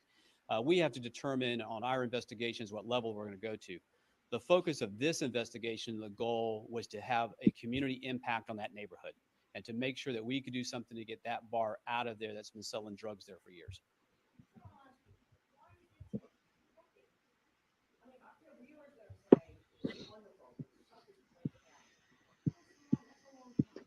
It is. And like the sheriff said, I mean, that you have to understand, I mean, we now have looked back and now we see the big picture.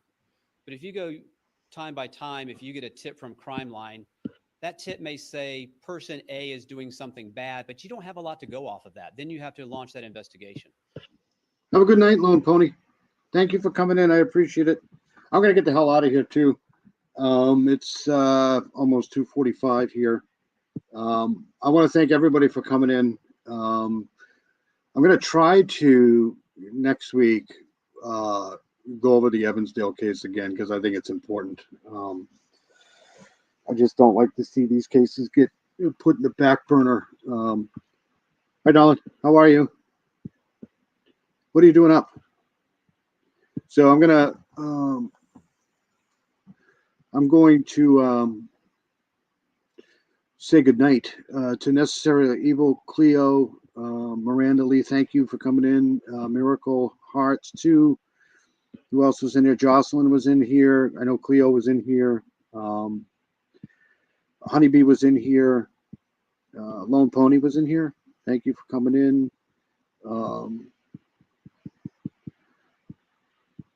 Miranda Lee. Southern Gal True Crime. Check out her site. She's great. Of course, True Crime Web is awesome. Check them out too. I should have posted her. Miracle Hearts 2 is here. I should have posted her thing in here. Southern Gal True Crime. Who else was in here? I think that's it. If I missed anybody, I'm sorry. Ray Jones was in here. That's right. Okay. So I'm going to play my outro and get out of here. Next week, I'm going to try to do the Evansdale case. Yes, something Necessary Evil is as well. Necessary Evil. He can put his own thing in here, though. He's a mod. If anybody wants to be a mod, let me know, because I can put them a mod and put you a mod, and you can post any. I don't have any problem people posting links in here. I just don't. So if you got a channel, throw it up in here. As long as you're not posting like porn sites in here, I think I'm good. So everybody have a great holiday next week if I don't hear from you or see you guys. But you know me, I'm all over the place when it comes to true crime. So have a great holiday, and I'll see you guys all later. Thank you for coming in. I appreciate it.